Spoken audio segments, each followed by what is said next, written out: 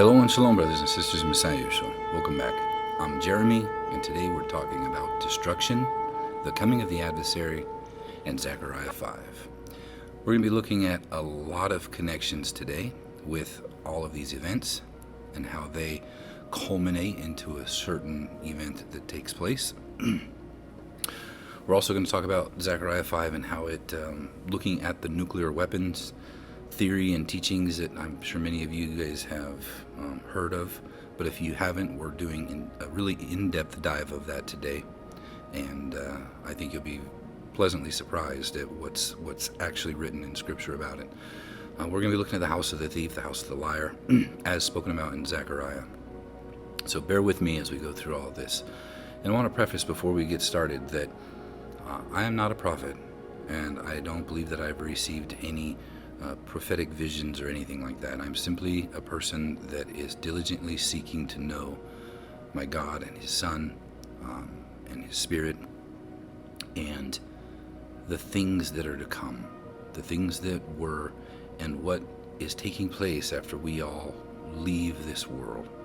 And so the connections that I make here today, I completely admit that I may be wrong with these things, but I do believe that the Father has been showing me and revealing things to me, and I believe it is our duty to also share those things with you. So this is what I am doing. I'm presenting these today not as factors that I know absolutely what's taking place, but as what I'm seeing, what I've found, what the connections are that bring this all together, and I'm presenting that to you today. All right, so with that said, let's get started.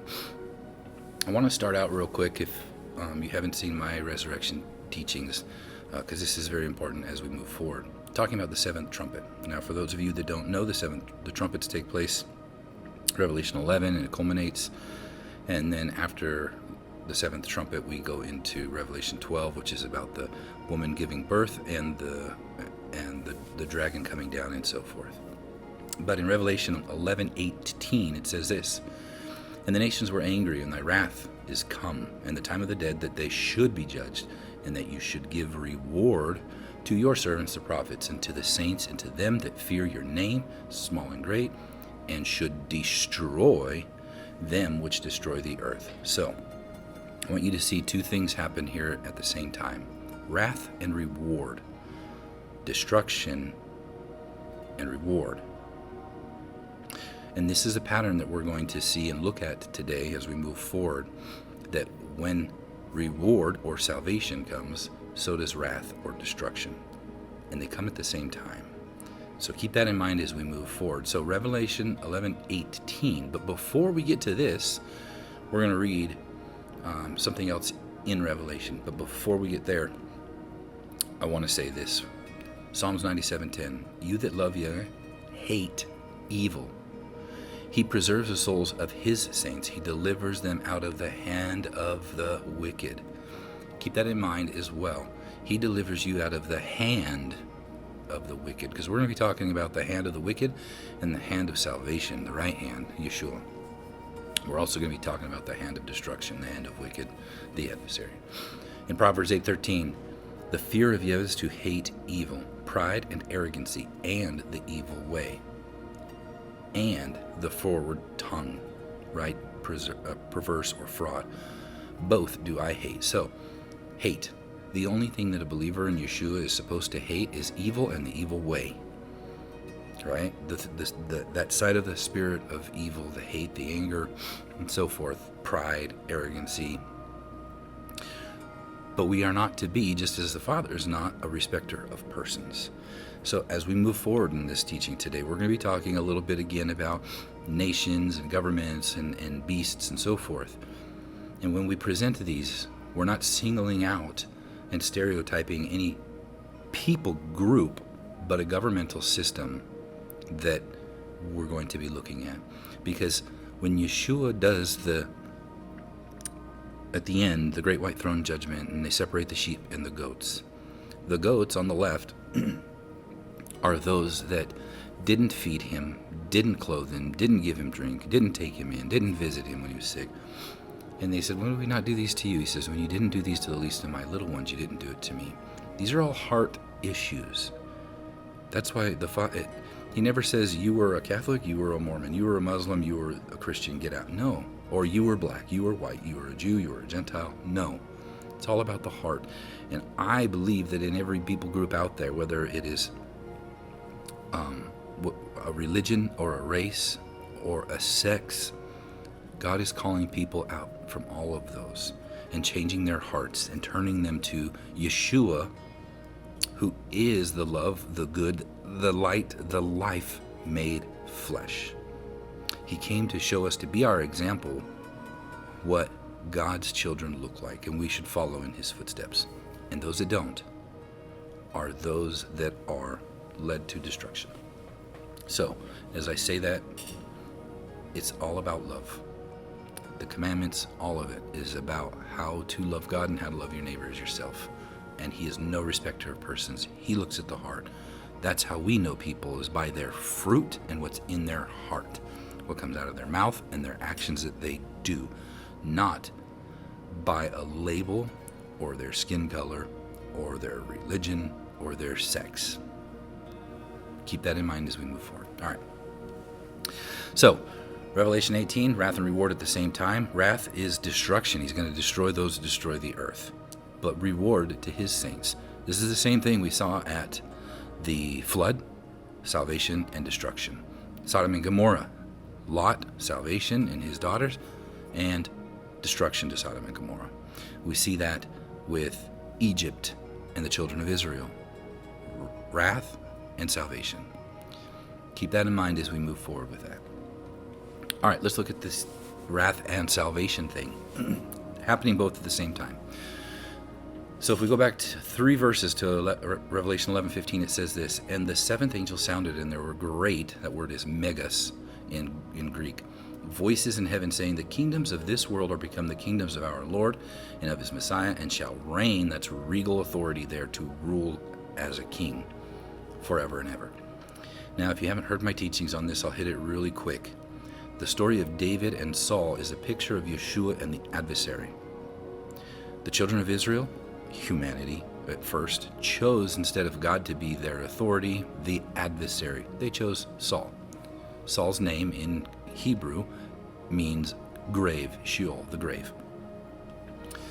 And so they chose the adversary, right? Adam and Eve chose the adversary instead of God's way, which was only good, the tree of life, the tree of light. Yeshua's way, him, he is the good shepherd. He is the good spirit. He is that made flesh. But they chose to know good and evil. They chose the adversary's way. And so that gave him the authority. And I will prove that in this teaching. But Yeshua, when he came in day 4, millennial day 4, as the light of the world, the great light, he was anointed king, just like David was anointed king. But did David start ruling right away? No. Yeshua returns to the Father until he makes his enemy his footstool.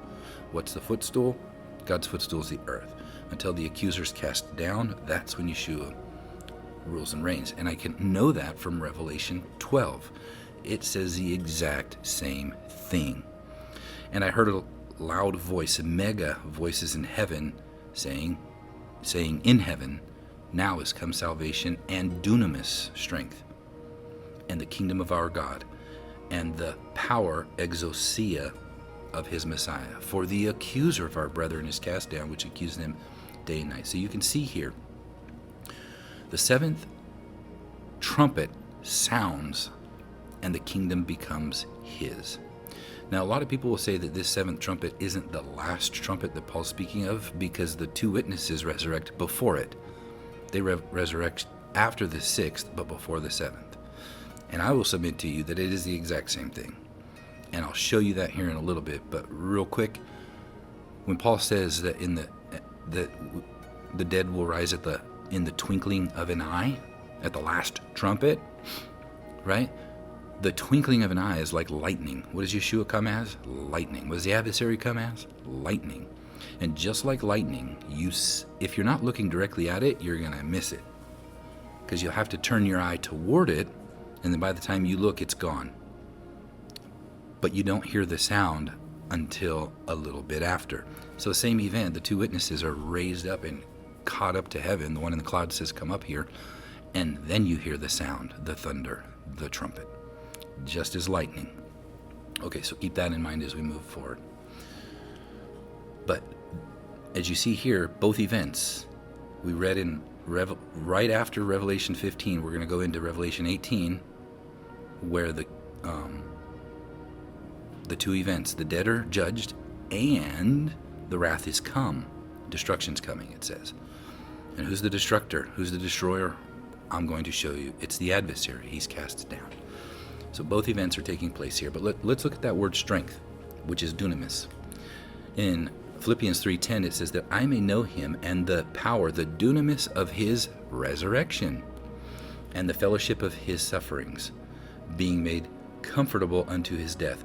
So again, the dead are judged, and we see the kingdom happening. But it says salvation and strength. What is salvation? The resurrection. What is the dunamis? The power of his resurrection in the kingdom of our God. And the power, that word power there, is exousia. It's the same thing as to rule with authority. Because we see from Acts 26:18, when Yeshua tells Paul to go out to the Gentiles, he says to open their eyes, to turn them from darkness to light, from the power, the exousia of Satan to God, that they may receive forgiveness of sins and inheritance among them which are sanctified by faith, that is in me. So, the adversary has exousia, right? That exousia, we're going to see the accuser, the adversary, the serpent, the devil, the dragon, gives that exousia, his power, to the beast. But Yeshua receives his exousia because the accuser now is cast down. So just as David was anointed, but he did not receive that regal authority as king, that exousia authority, over this world until the adversary is cast down. Yeshua has exousia over his people, those that walk in the light, and the adversary has no exousia over them. But the adversary does have power, authority, exousia over this world. He is the God of this world, the prince of the power of the air. He is the one that told Yeshua he would give all of us to him if he would worship him. And Yeshua said, it is written, you shall worship the Lord your God and him only. So he did not. All right. It says in Revelation 12:12, the event where the man-child is caught up, the woman gives birth, the man-child is caught up. This is from Isaiah 66. That man-child is told to us. The two witnesses in Revelation 11 are caught up. I believe those are a picture of Ephraim and Judah. It's the whole house, the dead in Messiah. They rise first.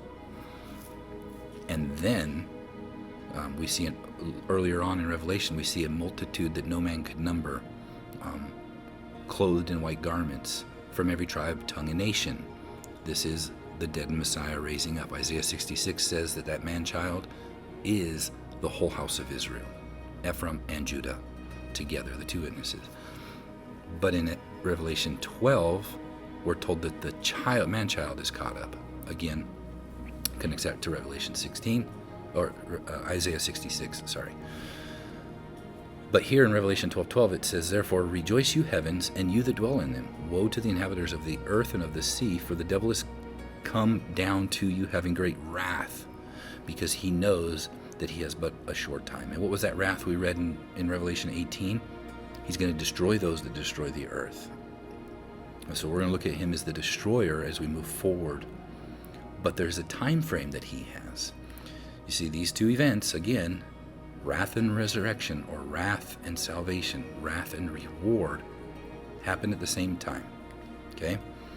And here we see in Revelation 12:6, Revelation 12:14, and in Revelation 13:4, the time frame. Because in Revelation 12:6 it says, the woman fled into the wilderness where she had a place prepared of God, that they should feed her there 1,260 days, 1,260 days, which is also 3.5 years or 42 months. We see in Revelation 12:14, and the woman were given 2 wings of a great eagle, that she might fly into the wilderness, into her place where she is nourished for a time, times, and half a time, 3.5 years, from the face of the serpent. And in Revelation 13:4, and they worshipped the dragon, which gave power to the beast, so he gave him his exousia, And they worship the beast, saying, who is like the beast, who is able to make war? So the dragon has that power of destruction and wrath, and he gives it to the beast, but the beast uses it to what? Make war with him. And there was given to him a mouth speaking great things and blasphemies, and power, exousia, was given to him to continue how long? 42 months. And we see after that 42 months, we see Yeshua returning with his saints that were caught up. And the two beasts are cast into the lake of fire. Again, I believe that these have to do with the ruling class over Yeshua's people. Because when Yeshua returns, he's not going to, the people that are going to rule over this world, he's not going to promote the Democrats or Republicans or the Parliament or the Knesset or so forth. It's his people. Those who believe and choose his way is he going to give so many cities who have earned the talents. Anyway, it's Yeshua's government that we put in place, and the two beasts, which I believe have spiritual entities ruling over them, will be cast out. They into the lake of fire, and the adversary will be bound for 1,000 years during Yeshua's rule and reign over this earth. Okay, but also what I wanted to point out here, the time frame, 42 months, 3.5 years, 1,260 days. Something I've been toying with. Let me know in the comments what you guys think. But I've often taught that the dead Messiah rise first, like Paul talks about. And that's the multitude, the great multitude that no man can number. The two witnesses, the dead Messiah, they go up and they're in the throne. That's those that are clothed in white, from every tribe, tongue, and nation, a multitude that no man could number. But the 144,000 from every tribe, those are the ones that are anointed with the Holy Spirit, the double portion that no harm comes to them during the Great Tribulation, but they are here. But I've often wondered, is there a group of people that are alive as well, that are changed, like Paul talks about, that are able to ascend with the dead? And I say that because I wonder here, the woman that flees into the wilderness. Now we know from Galatians, the two women are the two Jerusalems, Hagar and Sarah. Sarah is a picture of New Jerusalem, which is the mother of us all, but the other woman is physical Jerusalem. And so I've often thought that the woman fleeing into the wilderness could be physical Jerusalem, where she has a place prepared. But the more I'm looking at it, I'm wondering if this woman is also, the child is the dead that goes up, but the woman also flees into a prepared place. What's that prepared place? Yeshua says, I go to prepare a place for you, that where I am, you may come also, right? And he will come again and take you, per lambano, to myself, that where I am, you may be also. So they're taken to where he is, and that's the dead Messiah rising first. But I find it interesting that there's a place prepared for this woman. Could this woman also be the living, at the time, New Jerusalem's living, because we are built up holy, as a holy nation, a spiritual house, a temple, a city as living stones. So could this be a picture of us as the woman that also go up with them? I don't know, because in Revelation 12:14 it says the woman were given 2 wings of a great eagle, that she might fly into the wilderness. And that word wilderness in Greek has the connotation of a desolate place. And again, from Galatians, when it talks about these 2 women, the New Jerusalem, the mother of us all, is desolate of her children. It says that her children will be more, the children of the desolate one will be more than the children of the married one. Speaking of Hagar, right now has more, but the children of Sarah, New Jerusalem, will be more, but she's desolate right now of her children. So I don't know. Many of you might disagree. Maybe you think, no, this is those, when Yeshua says those that are in Judea flee to the mountains. That might be that. But it doesn't say mountains here. It says wilderness. Because every time you see that flee, they're fleeing to the mountains. This one, they're fleeing to the wilderness. So I don't know. Maybe some ascend up with the dead at the start of the Great Tribulation. Could be. I would hope that would be the case. That's a little bit more hope for us, to not have to go through that. But there is a group that does go through the Great Tribulation. And I know that there's these 2 teachings that go back and forth. People say, no, it's pre-trib. No, it's post-trib. But if you've heard my teachings, I believe that there's both. There's the dead Messiah. Hands down, they ascend before the Great Tribulation. There's so many verses that I've pointed out. But then we also see the 144,000 later on standing on Mount Zion with the Lamb, singing a song that they only knew. Anyway, and so I believe that's heavenly Mount Zion. But they go through the Great Tribulation. Okay, so 3.5 years. I wanted to lay that down before we get started. Seventh trumpet, and the two witnesses, the seventh trumpet, and the child being caught up. They're all the same event, talking about when the adversary comes down, Yeshua also comes down and gets his people out of what's coming. Salvation and wrath. Exactly what we see in Revelation 18. Wrath is come and reward, salvation. And as we move forward, remember the Bible tells us, eye for an eye, tooth for a tooth. He that leads into captivity shall go into captivity. He that kills with the sword must be killed with the sword. Here is the patience and faith of the saints. We are to love our enemies, not exact vengeance on them. The Father will give that. But the eye for an eye, tooth for a tooth, I've taught on this many times. If somebody punches you in the face, we're not supposed to punch them back. We turn the other cheek. Why? Because vengeance belongs to God. However, flip the script. A believer, if you punch somebody in the face, you better reward them and make it right with them. That's what the eye for an eye, tooth for a tooth is. If you have wronged your brother, go make it right before the Father has to make it right for them. That's what the eye for an eye, tooth for a tooth is. Vengeance is his, and he will exact it on you, the believer, as well, unless if you don't forgive, you won't be forgiven. How you judge, you will be judged. If you kill with the sword, you'll be killed by the sword. So as we move forward in this, what about nations? Right? We know that there's two nations that are thrown into the lake of fire. And the same thing applies. Killed by the sword, you're killed by the sword. But what about in our day with these nuclear weapons? We're going to look at that today. All right, moving forward. So let's get started. Now that that's all laid down, that groundwork, understanding, wrath and reward come at the same time, two witnesses of sin, child goes up, same event. Hasatan comes down. Genesis 19:24. Then Yahweh rained upon Sodom and Gomorrah brimstone and fire. That word fire, that's the first time that shows up. It's ash, aleph, shin. And there's the ancient Hebrew or the paleo and pictographic. Aleph, shin. And it means fire from Yahweh out of heaven. So the fire comes down from heaven.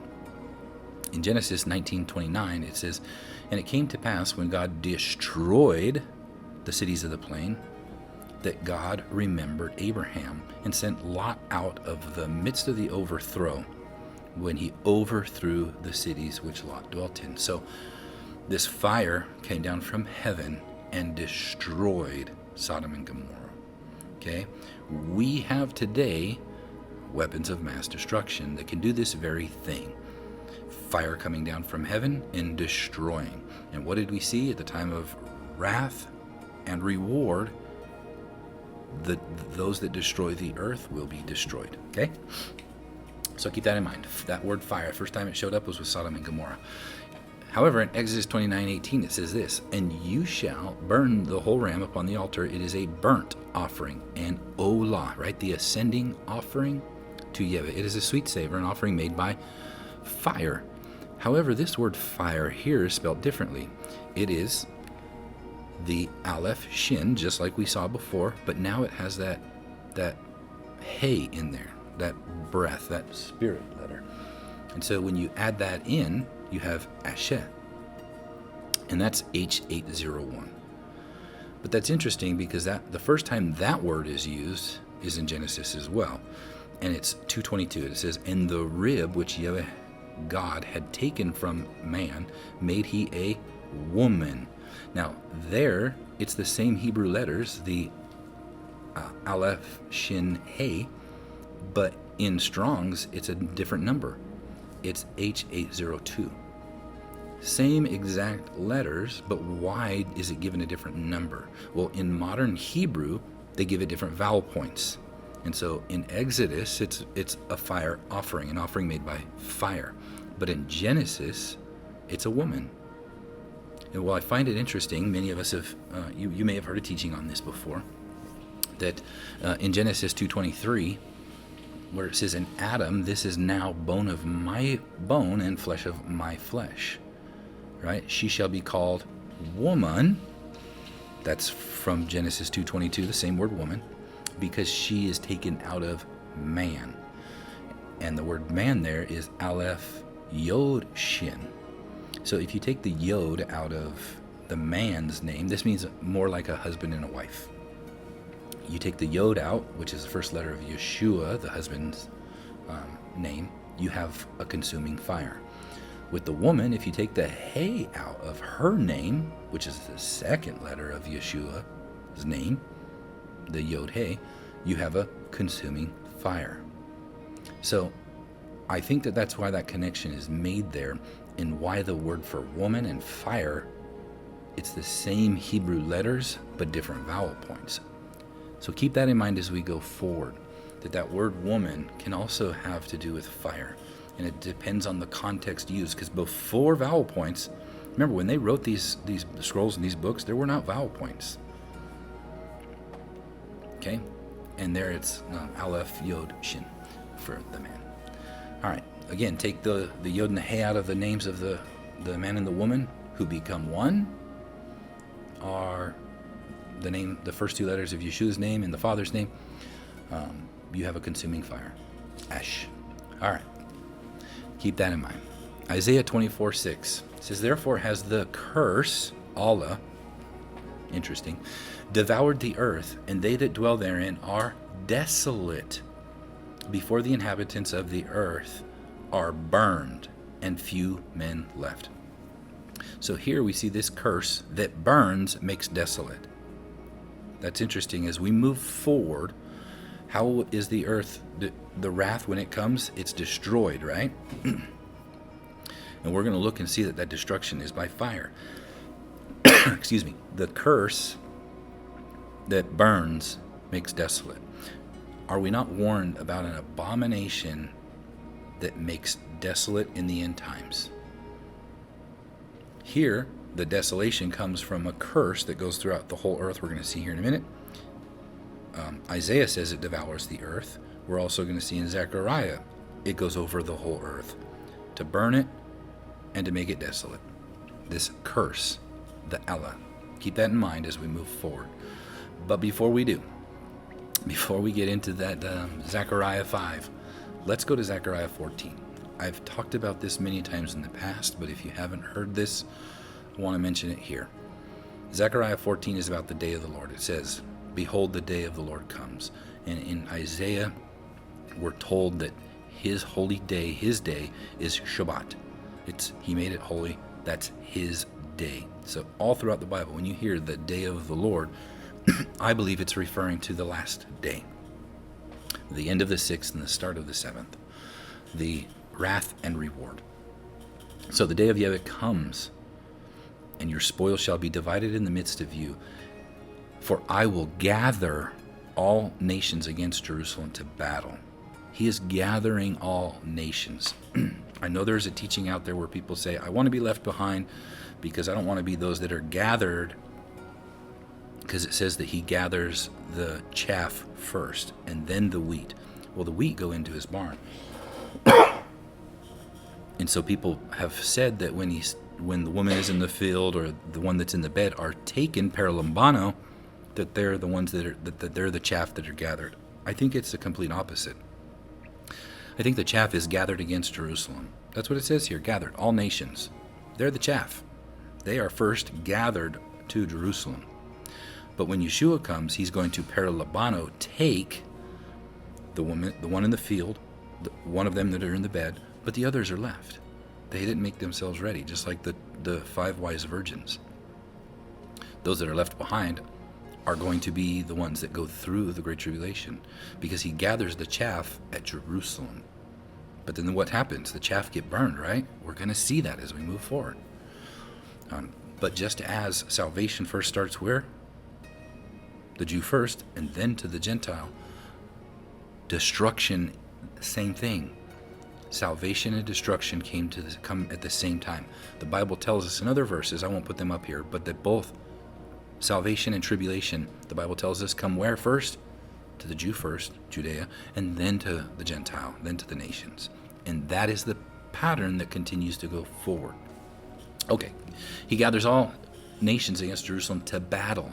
And what does it say? The city shall be taken, the houses rifled, and the women ravished. And half of the city go into captivity, and the residue of the people shall not be cut off from the city. Then shall Yahweh go forth and fight against those nations as when he fought in the day of battle. Now this is where people go, because we're going to read some things here in a moment, where his feet stand upon the Mount of Olives. Because it says that Yahweh goes forth to fight. And I agree, but I'm going to show you all these verses from the Old Testament where when Yahweh is sending out somebody to do destroying, it's the adversary that does it. And we're going to look at that, okay?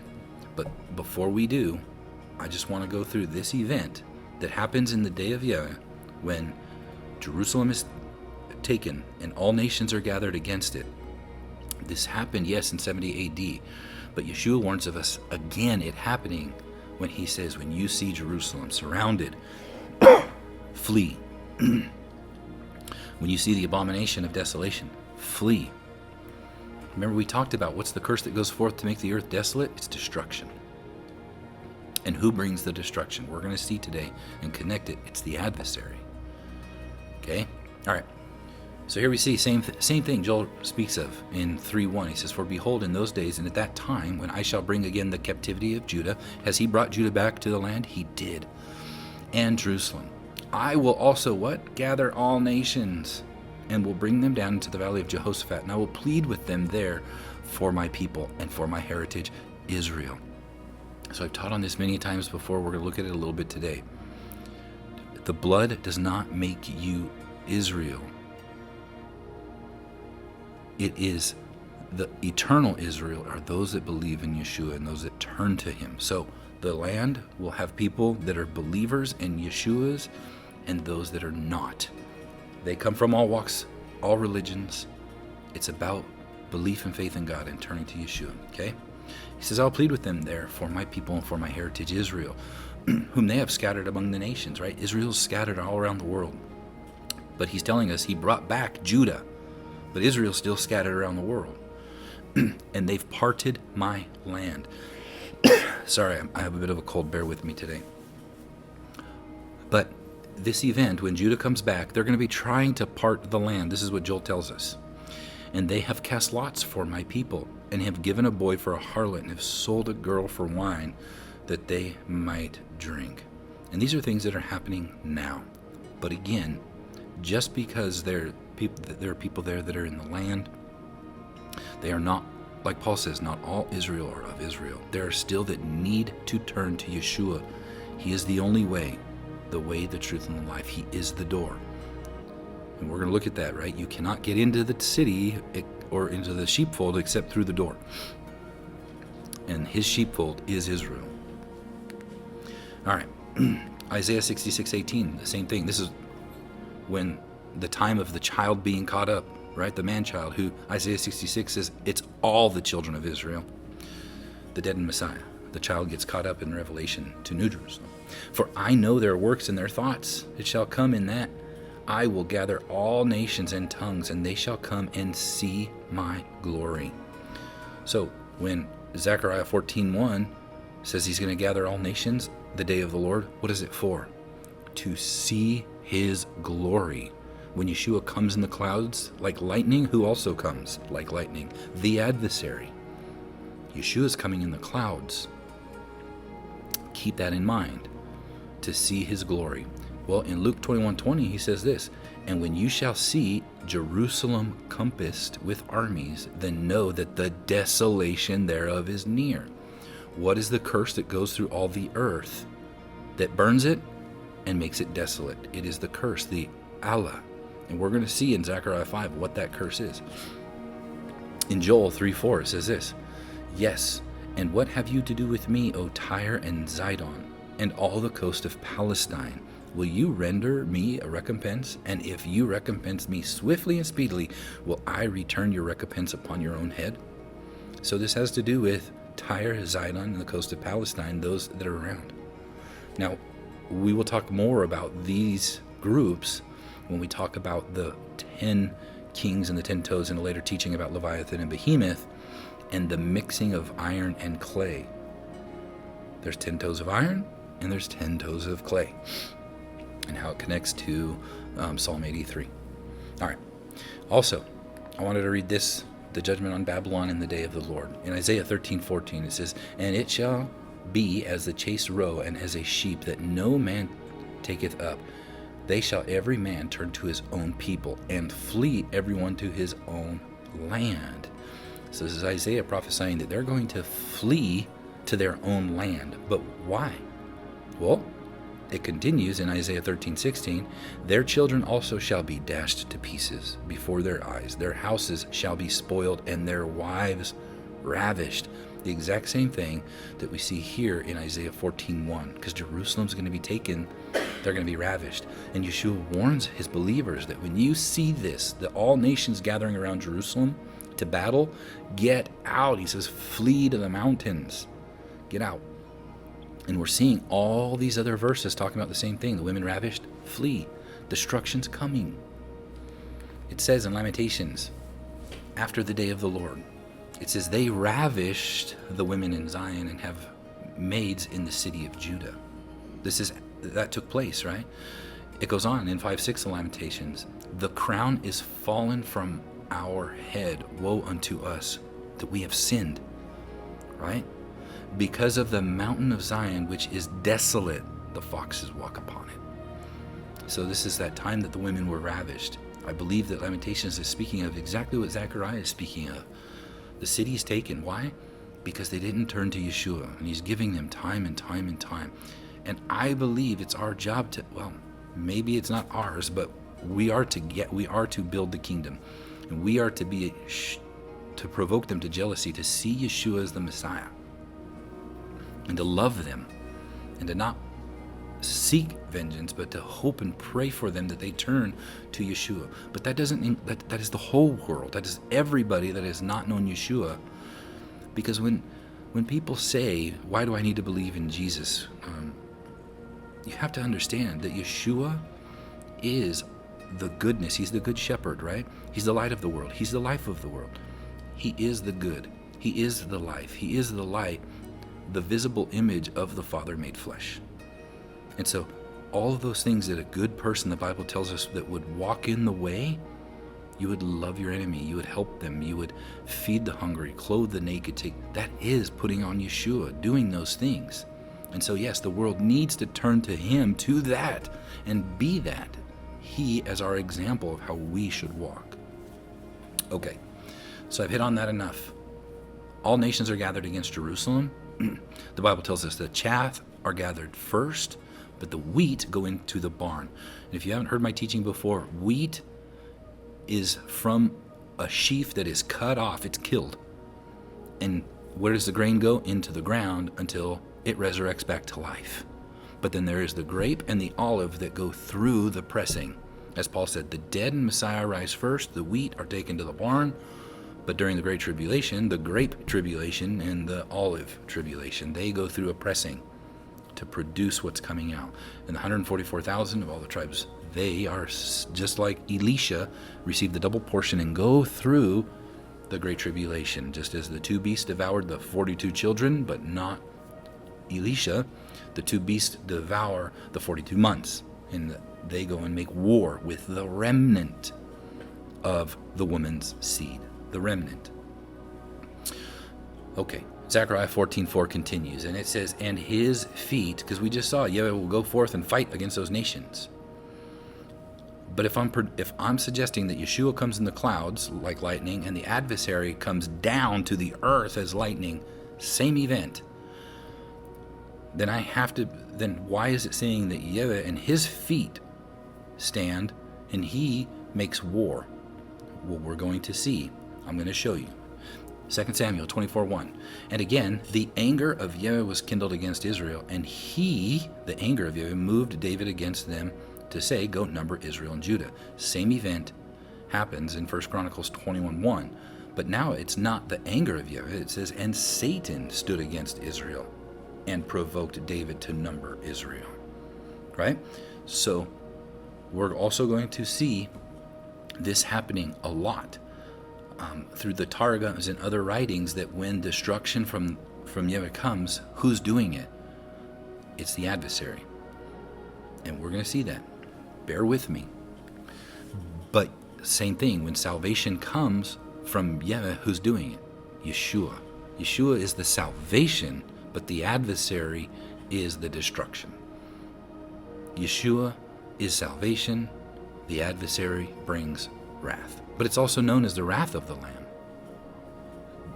Bear with me as we go. Luke 10:18. And he said unto them, I beheld Satan as lightning fall from heaven. Okay? Yeshua, he knows the end from the beginning as well. He saw it. He knows it. It's happened. It's going to happen. Hasn't happened. Not until the day of the Lord. Matthew 24:27. Not until he's taken out of the way. It says, for as lightning comes out of the east and shines even unto the west, so shall the coming of the Son of Man be. So both of them come as lightning. And I'm suggesting, like we saw, wrath and salvation, reward, come at the same time.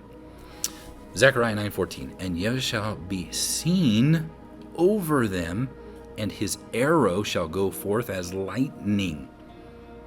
And the Lord Yahweh shall blow the trumpet, and shall go with the whirlwinds of the south. So we saw the trumpet is blown, but the resurrection takes place before the trumpet, right? In between the 6th and the 7th, like we talked about, because lightning comes and you see it, that event takes place, but the trumpet or the thunder does not come until after the event, because light is faster than sound. And so you see it, but then after it takes place, you hear the last trumpet, the 7th trumpet, when the lightning flashes and blows the trumpet. Do you see the connection between lightning and trumpet? What's normally the sound that comes after lightning? Thunder. But it's connecting the lightning here with the trumpet. Because as the lightning comes in the clouds and takes the two witnesses up, now has come salvation. The same thing, lightning comes down, the adversary, from Revelation 12, when the adversary is cast down. Same event, salvation and wrath, destruction and reward. Two events happening at the same time. Ezekiel 28:17, it says, your heart was lifted up because of your beauty. You have corrupted your wisdom by reason of your brightness. Oh, there was light in him? I will cast you to the ground, the Eretz, the land, and I will lay you before kings, that they may behold you, that they're going to see you. And I'm going to show you lots of different verses from early believers and extra biblical books that talk about this exact event, that the adversary is coming to the earth. The literal ruler of evil is coming to the earth as a man, it tells us. Now, does he embody a man, or does he come in the image of a man himself? That I do not know. But we're going to see this as we move forward. In Matthew 24:29, we've all read this. Immediately after the tribulation of those days. So a lot of people take this verse when they want to say, oh no, the resurrection, all that happens after the Great Tribulation, because Matthew 24:29 says that. But I'm going to submit to you that words mean things. And when Yeshua here, when it's talking about the tribulation of those days, he doesn't say great tribulation of those days, because we see before he does talk about great tribulation, and he says that the great tribulation, he says, pray that your flight's not on the Sabbath or in the winter, because then shall come great tribulation. But the Bible tells us that we will have tribulation until the resurrection. And I believe that that's what this is saying here. Immediately after the tribulation of those days, what comes after tribulation? Great tribulation. Because look, it's the same word we saw. When Yeshua, it says that the wrath comes and the reward comes, right? It's the dunamis, the power of his resurrection, right? Here it says this, look.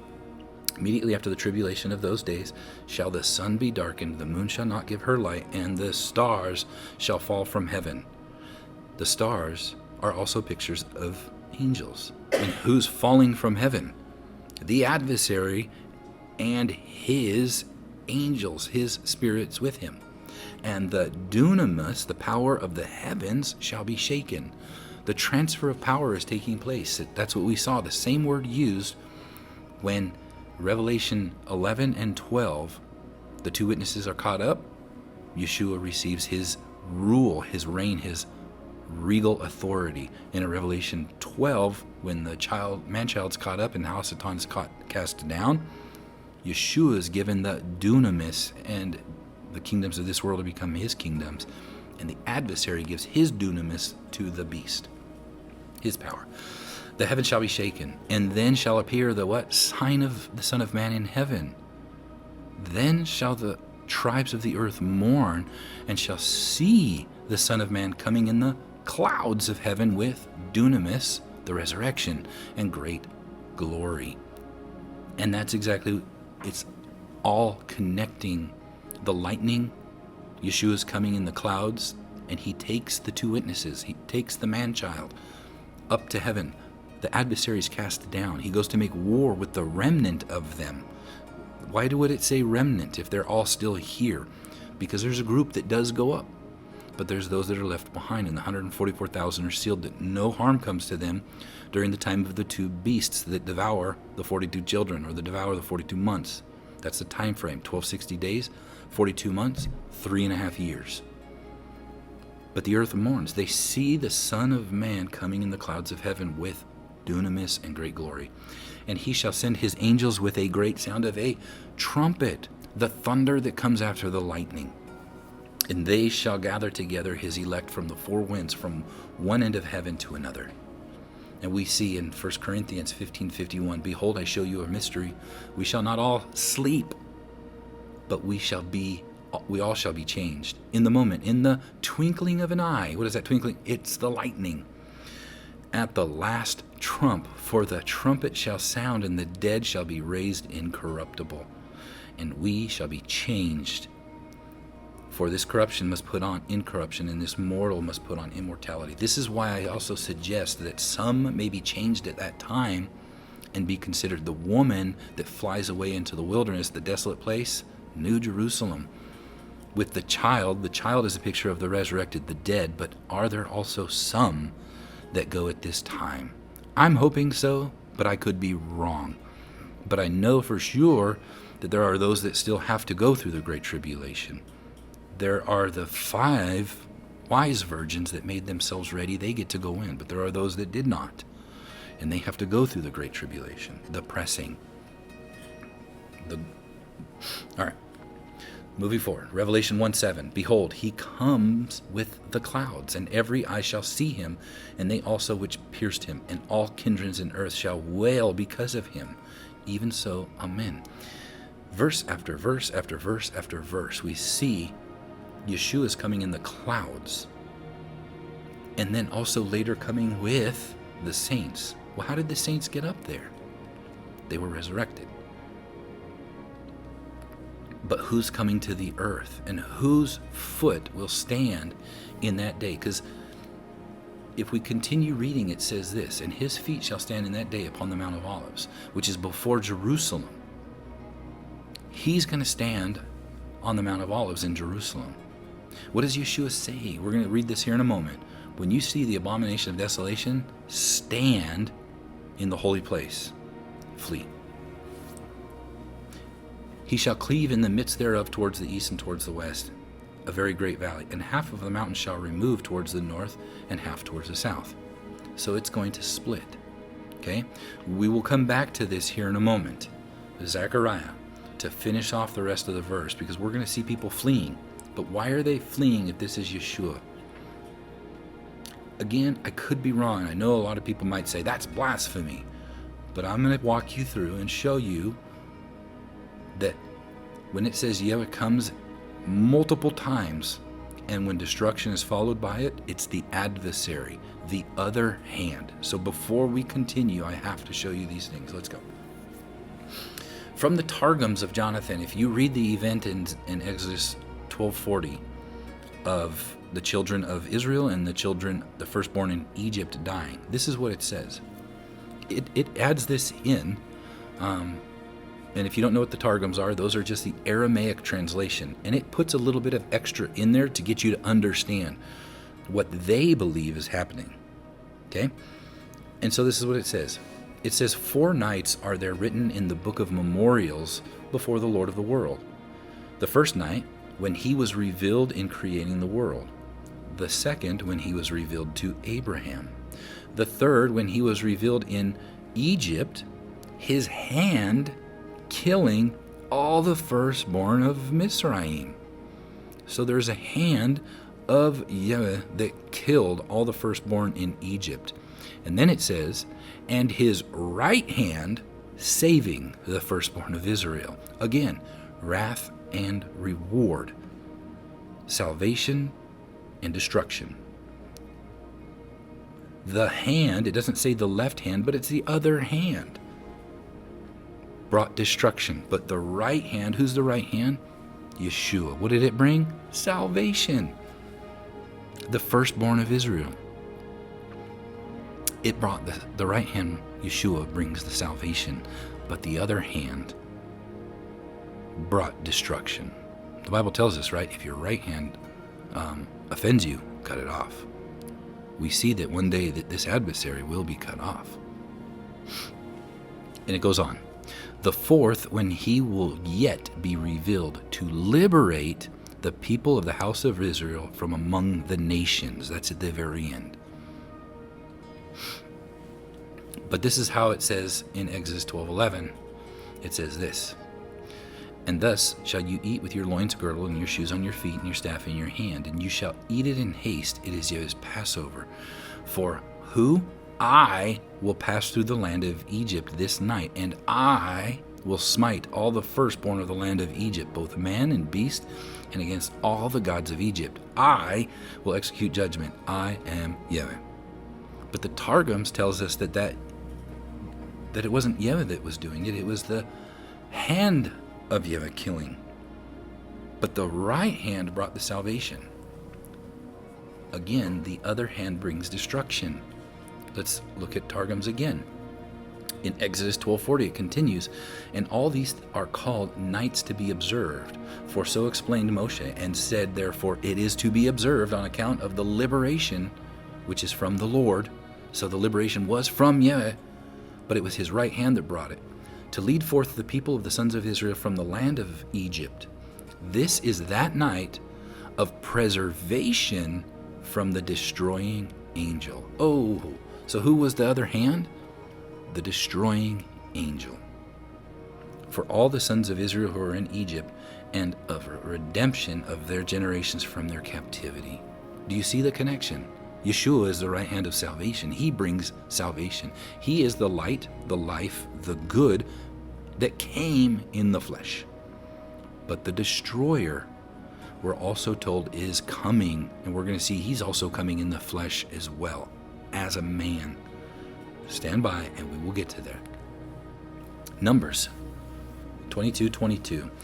And God's anger was kindled because he went, and the angel of Yahweh stood in the way for an adversary against him. This angel of the way is the adversary. You know what that word is? Satan. Ha-Shathan, the adversary. But it says that he's the angel of the Lord. We also see that Yeshua is called the angel of the Lord. Do you see? The right hand of the Lord, the angel of the Lord, is Yeshua. The other hand, the angel of the Lord, is the adversary. I don't even have to go to the Targums. I can see that right here in 22:22. God's anger is known as the angel of the Lord, but it is the adversary, Ha-Satan. That is in every, that's not, I don't have to go any outside source. That's right in the modern canon in Numbers 22:22. Now, in Psalm 78:49 it says, he casts upon them the fierceness of his anger, wrath, and indignation, and trouble. These are all things of the last time, the great tribulation, the wrath, the day of indignation, Jacob's trouble, by sending evil angels among them. So who brings it? Evil angels. What did we see? Hasatan and his angels cast down a third of the stars. And the stars are shaken, fall to the earth. We will go to Jubilees as well, because I'm going to add a little bit of that outside source. Though I believe that these were considered scripture in those days. Jubilees 48:2. And you yourself know that he spake unto you on Mount Sinai, and what Prince Mastama desired to do with you when you were returning to Egypt on the way when you did meet at the lodging place. Now in our modern canon, he's talking about Exodus 4:24. But it says this in Exodus, and it came to pass by the way of the end that Yahweh met him and sought to kill him. This boggled my mind for years because I thought, why is Yahweh trying to kill him when the previous verse just told him, it says Yahweh sent him to Egypt. Why is he coming back to kill him? This does not make any sense to me. And that was one of those things I just put on the shelf for years and years and years. But we see here, it's explaining who this is. It's the angel of the Lord, yes. But it's the anger, the destruction, the adversary that comes. Prince Mastama, the god of this world, the prince of the power of the air, the one that brings destruction. It says, and sought to kill him, right? Destruction. Cut him off. Then Zipporah took a sharp stone and cut off the foreskin of her son and cast it at his feet and said, surely a bloody husband you are to me. So he let him go. He had to let him go. Why? Because he had no authority over him now. Because he was walking in disobedience by not circumcising his son. And we will see that. I don't know if I added that here, but one of his sons he had circumcised, the other he did not because of his uncle didn't want him to. And so she ends up circumcising him. Zipporah knew exactly what was happening. She circumcises him, and now the adversary has to flee because he's walking in righteousness. Now he's in obedience. All right. So we see that here. Prince Mastama, same event. But it says Yahweh in the canon. Jubilees tells us who it is. It's Prince Mastama. It's the angel of the Lord that is the anger, the destruction, and so forth. In LXX, in the Septuagint, it reads this way, same event. It says, and it came to pass that the angel of the Lord met him.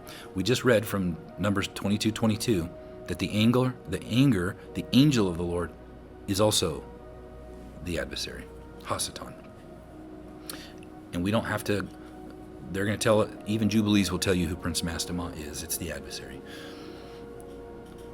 And it's the same event, goes on. Zipporah, having taken a stone, cut off the foreskin of her son, and fell at his feet, and said, the blood of the circumcision of my son is staunched. And he departed from him, because she said, the blood of the circumcision. Did I put that in there? Targums of Jonathan. Yeah, so here it is. Targums of Jonathan, same thing. But now Targums is going to be more specific in telling us who this angel of the Lord is. It's going to go on and tell us that it's the angel of destruction, the destroyer. It says, but it was on the way in the place of the lodging that the angel of the Lord met him and sought to kill him, because Gershom his son had not been circumcised, inasmuch as Jethro his father-in-law had not permitted him to circumcise him, but Eleazar had been circumcised by an agreement between them two. And Zipporah took a stone and circumcised the foreskin of Gershom his son, and brought the severed part to the feet of the angel, the destroyer, and said, the husband sought to circumcise, but the father-in-law obstructed him. And now let this blood of the circumcision atone for my husband. So Zipporah knew exactly what was happening. Moses had disobeyed and listened to his father-in-law rather than listening to God. So therefore, the angel of the Lord, the destroyer, had authority to come in and do that. But once this had taken place, well, no, he flees from him. Okay. I think we're done with that. No, continuing on just a little bit. Next verse in Jubilees 48:3, it says, did he not with all his power seek to slay you and deliver the Egyptians out of your hand when he saw that you were sent to execute judgment and vengeance on the Egyptians? And I delivered you out of his hand. His hand. Same thing. This is Jubilees, not the Targums. But we read in the Targums, Who was the destroyer? The other hand, the hand of death, the hand of destruction. And he's trying to stop this whole thing, to not allow Israel to get out. It says, and you did perform the signs and wonders which you were sent to perform in Egypt against Pharaoh and against all his house and against his servants and his people. Okay, Daniel, this is from the Apocrypha, the added stuff of Daniel that was taken out. So this should be 389 if you're looking, if you have an e-sword and you're looking up the KJVA, I think this will be in there under 389. It says, and Ananias, Azarias, and Mishael, bless you the Lord, praise and exalt him above all forever. For he has delivered us from hell and saved us from the hand of death and delivered us out of the midst of the furnace and burning flame. Right? Because where do those of the adversary end up? In the flame. And he doesn't release them. So where does he end up? He ends up in that very place. The flame of fire, the eternal flame. The one where he will allow people to go and deceives them to go there. But Yeshua, the hand of salvation, where will he end up? Eternal life. Because that's what he is bringing to mankind and humanity. Love, joy, peace, patience, kindness, goodness. Eternal life. But death, where does death end up? Death. Life, where does life end up? Life. That simple. Wisdom from the Apocrypha 2:23. For God created man to be immortal and made him to be an image of his own eternity. Nevertheless, through envy, the devil came, through envy of the devil came death into the world, and they that to hold to his side do find it. What does that mean? His side? The left side, the left hand. Those on the left hand, the left side, death. But it says through envy of the devil. I've taught on this many times before. I believe wholeheartedly that Adam and Eve did not know evil at all. It wasn't even ever going to be known to them. They only knew good, light, life, eternal life, immortality, not death, not hate and anger and all those things. It wasn't until they ate from the tree of knowledge of good and evil that death came. Because why was it envy? If they knew evil already, why would the devil be envious? Because he wouldn't have to envy. He could still do whatever he wanted with them and convince them to sin and so forth. But if mankind never knew evil, then the devil has no job to do. And so through envy came death into the world. That's what it says in wisdom. Okay, so I hope that makes sense. We see that this other, when it says that Yahweh comes, the anger, the wrath, he's sending the adversary, the other hand, the left hand. But the right hand, Yeshua, brings salvation and life. Two hands. The Father is spirit, but you have the spirit of life and good and love, which became flesh to save us. But then on the other side, you have the destruction, the adversary, the hand of death that brings death. But we're also going to see some verses from extra biblical books that say that that very adversary also comes in the flesh. All right, so let's finish up with Zechariah 14:14. And his feet shall stand in that day upon the Mount of Olives, which is before Jerusalem, on the east, and on the Mount of Olives shall cleave in the midst thereof towards the east and towards the west. And a very great valley, and half of the mountains shall remove towards the north, and half of it towards the south. And you shall flee to the valley of the mountains, for the valley of the mountains shall reach unto Azal. Yes, you shall flee, like as you fled from before the earthquake in the days of Hosea, of Judah, and of Yahweh, my God, shall come, and the saints with thee. Sorry, I got an alarm going off. Stand by.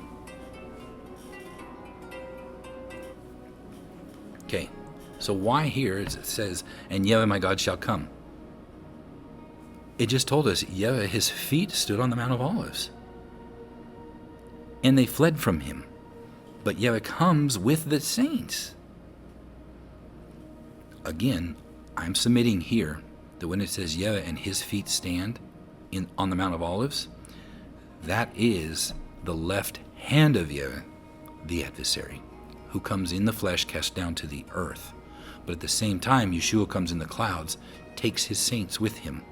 For 3.5 years, they're in New Jerusalem. But there's a remnant that's left, because you can't harvest the four corners. Now, the dead Messiah rise first, we know that. I've said that I believe that maybe some of the living also go up at that time, because they're changed, because flesh and blood cannot inherit the kingdom. But just as Paul says, we shall not all die, but we shall all be changed in the moment, in the twinkling of an eye, at the last trumpet. And we see how that's all connected at that trumpet. That trumpet is the thunder from the lightning that comes.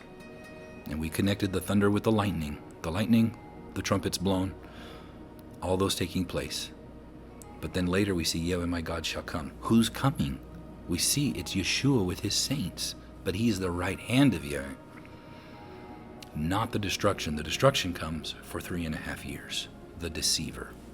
Okay? So, like we mentioned before, it's the same pattern at the same time with Noah. Salvation, those in the ark. Destruction, those not in the ark. And the ark was lifted up above the earth. Lot, he was told to go up into the mountain. Right? And Jerusalem was destroyed. Sodom and Gomorrah were destroyed. Egypt, they left to go to the mountain. But Egypt was left behind and destroyed by the flood. We'll see in Revelation also, when the adversary comes, a flood comes out from him. Not a worldwide flood, but I believe a flood of nations and war. 70 AD, same thing. Salvation and destruction. But at the end, the adversary comes and Yeshua comes. The right and the left hands. One brings salvation, the reward. One brings wrath. Jeremiah 9:11, interesting, 9:11, says, and I will make Jerusalem heaps. It's going to be heaps. And a den, a dwelling of dragons. That word, tenim, is the word from the great whales, which is also connected to Leviathan, Louis Tenim, dragons. And I will make the cities of Judah, what? Desolate. The abomination that makes desolate. Stand in the holy place. Flee. That's what it says. Luke 21:20. And when you shall see Jerusalem compassed with armies, then know that the desolation thereof is near. Then let them which are in Judea flee to the mountains, and let them which are in the midst of it depart out, and let not them that are in the countries enter thereinto. Why? For these be the days of vengeance, that all things which are written may be fulfilled. It is the day of vengeance, when Jerusalem is surrounded. Like we just saw, he gathers all nations to war. But what does it say? The city will be taken and the women ravished. That's why he's saying, get out. Because what? Destruction's coming and desolation. Matthew 24:15, when you therefore shall see the abomination of desolation spoken of by Daniel the prophet, stand in the holy place. Whoso readeth, let him understand. Let them which are in Judea flee into the mountains. Go to the mountains. When he stands in the temple of God, proclaiming himself to be God. What is the temple of God? The human body. We are the temple of God. And just as Yeshua, the right hand of the Father, life, light, good, came in the flesh, is it possible that the abomination of desolation is the adversary coming in the flesh, claiming to be God, but as an angel of light? And I'm going to submit to you that many of the early church fathers taught this very thing.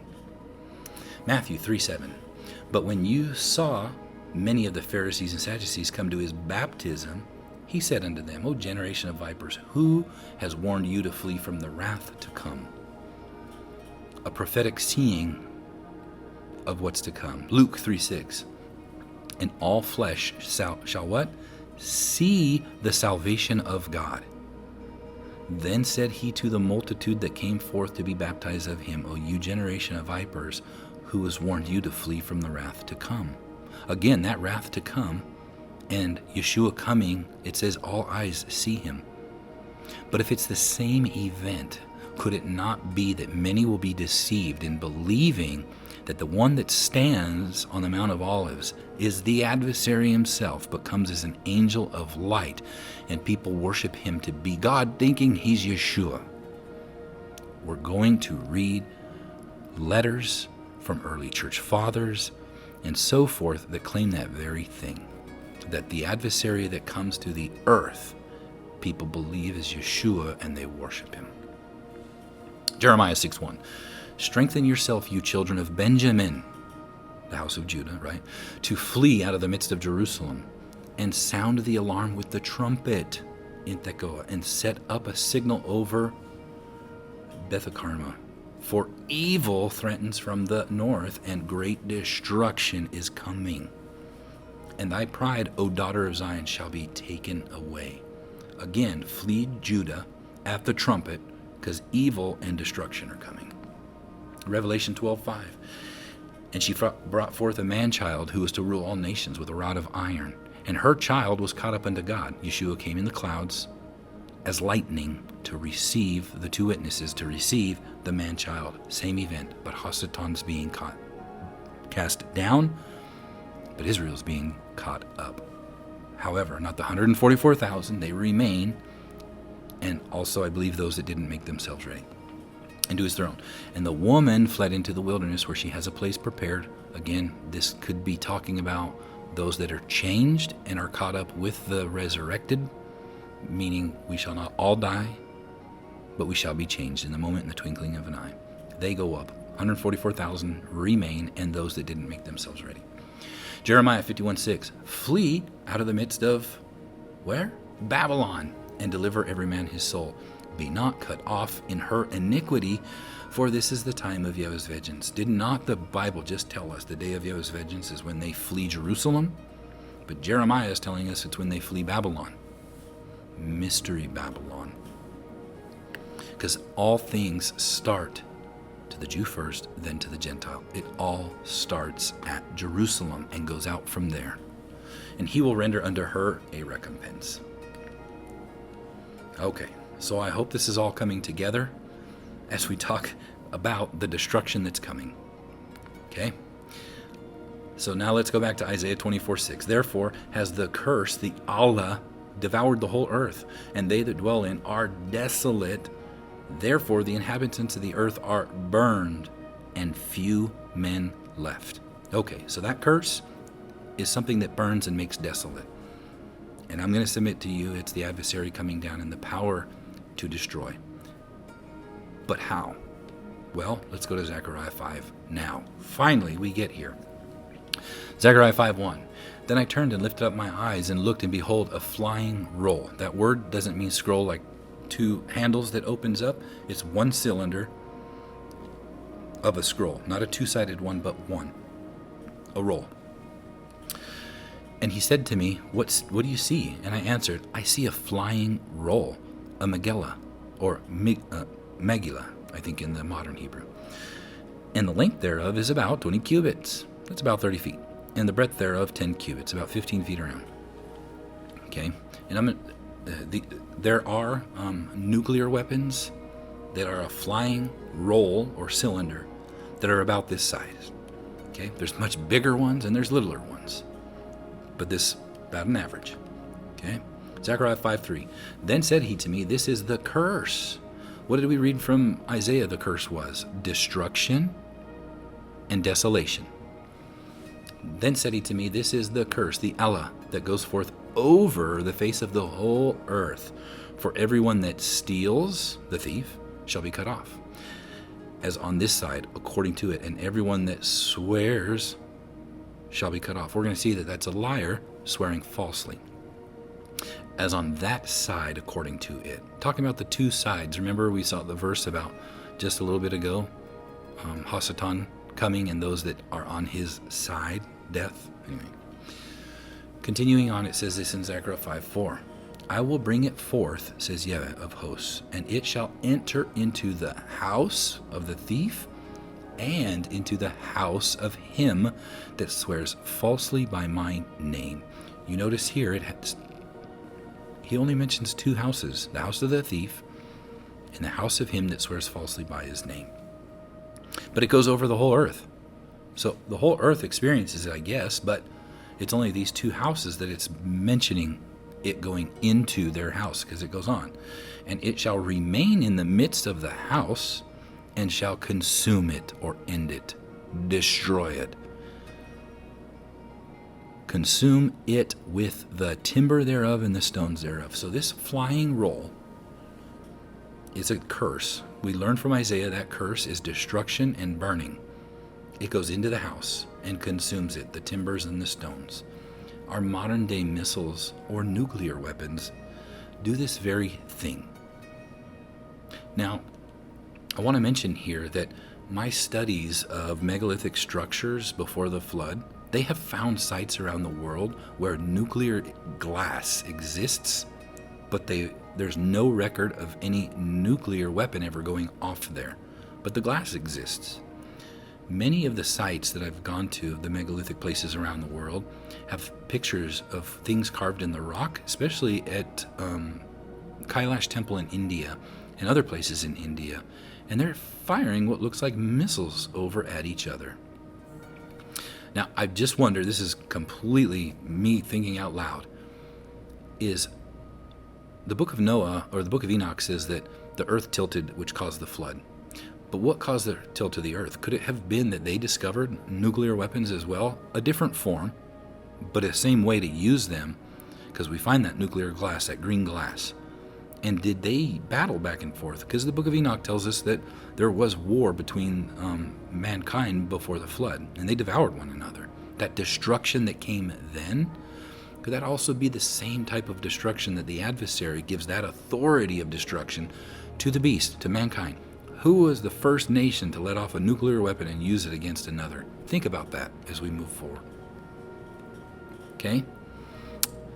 And then there is another nation that also gets the same authority that that first beast had. The second beast also has the same authority, right? So I'm going to submit to you here real quick, the house of the thief. If we're looking at nations here, throughout the Bible, many nations, Assyria, Babylon, and so forth, are referenced with the thief because they take people, they take goods, and so forth. And that's what war is about, to kill, steal, and destroy, to take and pillage and plunder. But the house of the thief. So in Jeremiah 2:26 it says, "As the thief is ashamed when he is found, so is the house of Israel ashamed. They, their kings, their princes, and their priests, and their prophets." So you can see here the house of Israel is also connected with the thief. Hosea 7:1. "When I would have healed Israel, then the iniquity of Ephraim was discovered, and the wickedness of Samaria." Now, for those that you don't know, Samaria is the capital to Ephraim, the northern house, the northern tribe, just as Jerusalem is the capital of the house of Judah, the southern tribe. "For they commit falsehood, and the thief comes in, and the troop and the robbers spoil without." So we're looking at the house of Israel, but the wicked, the iniquity of them, not the whole believing people, because the house of Ephraim is a picture of those the Gentiles grafted into the house of Israel, because Ephraim was grafted in and given the name of Israel by Jacob when Joseph gave the blessing, or when Jacob gave the blessing to Joseph's sons, Ephraim and Manasseh.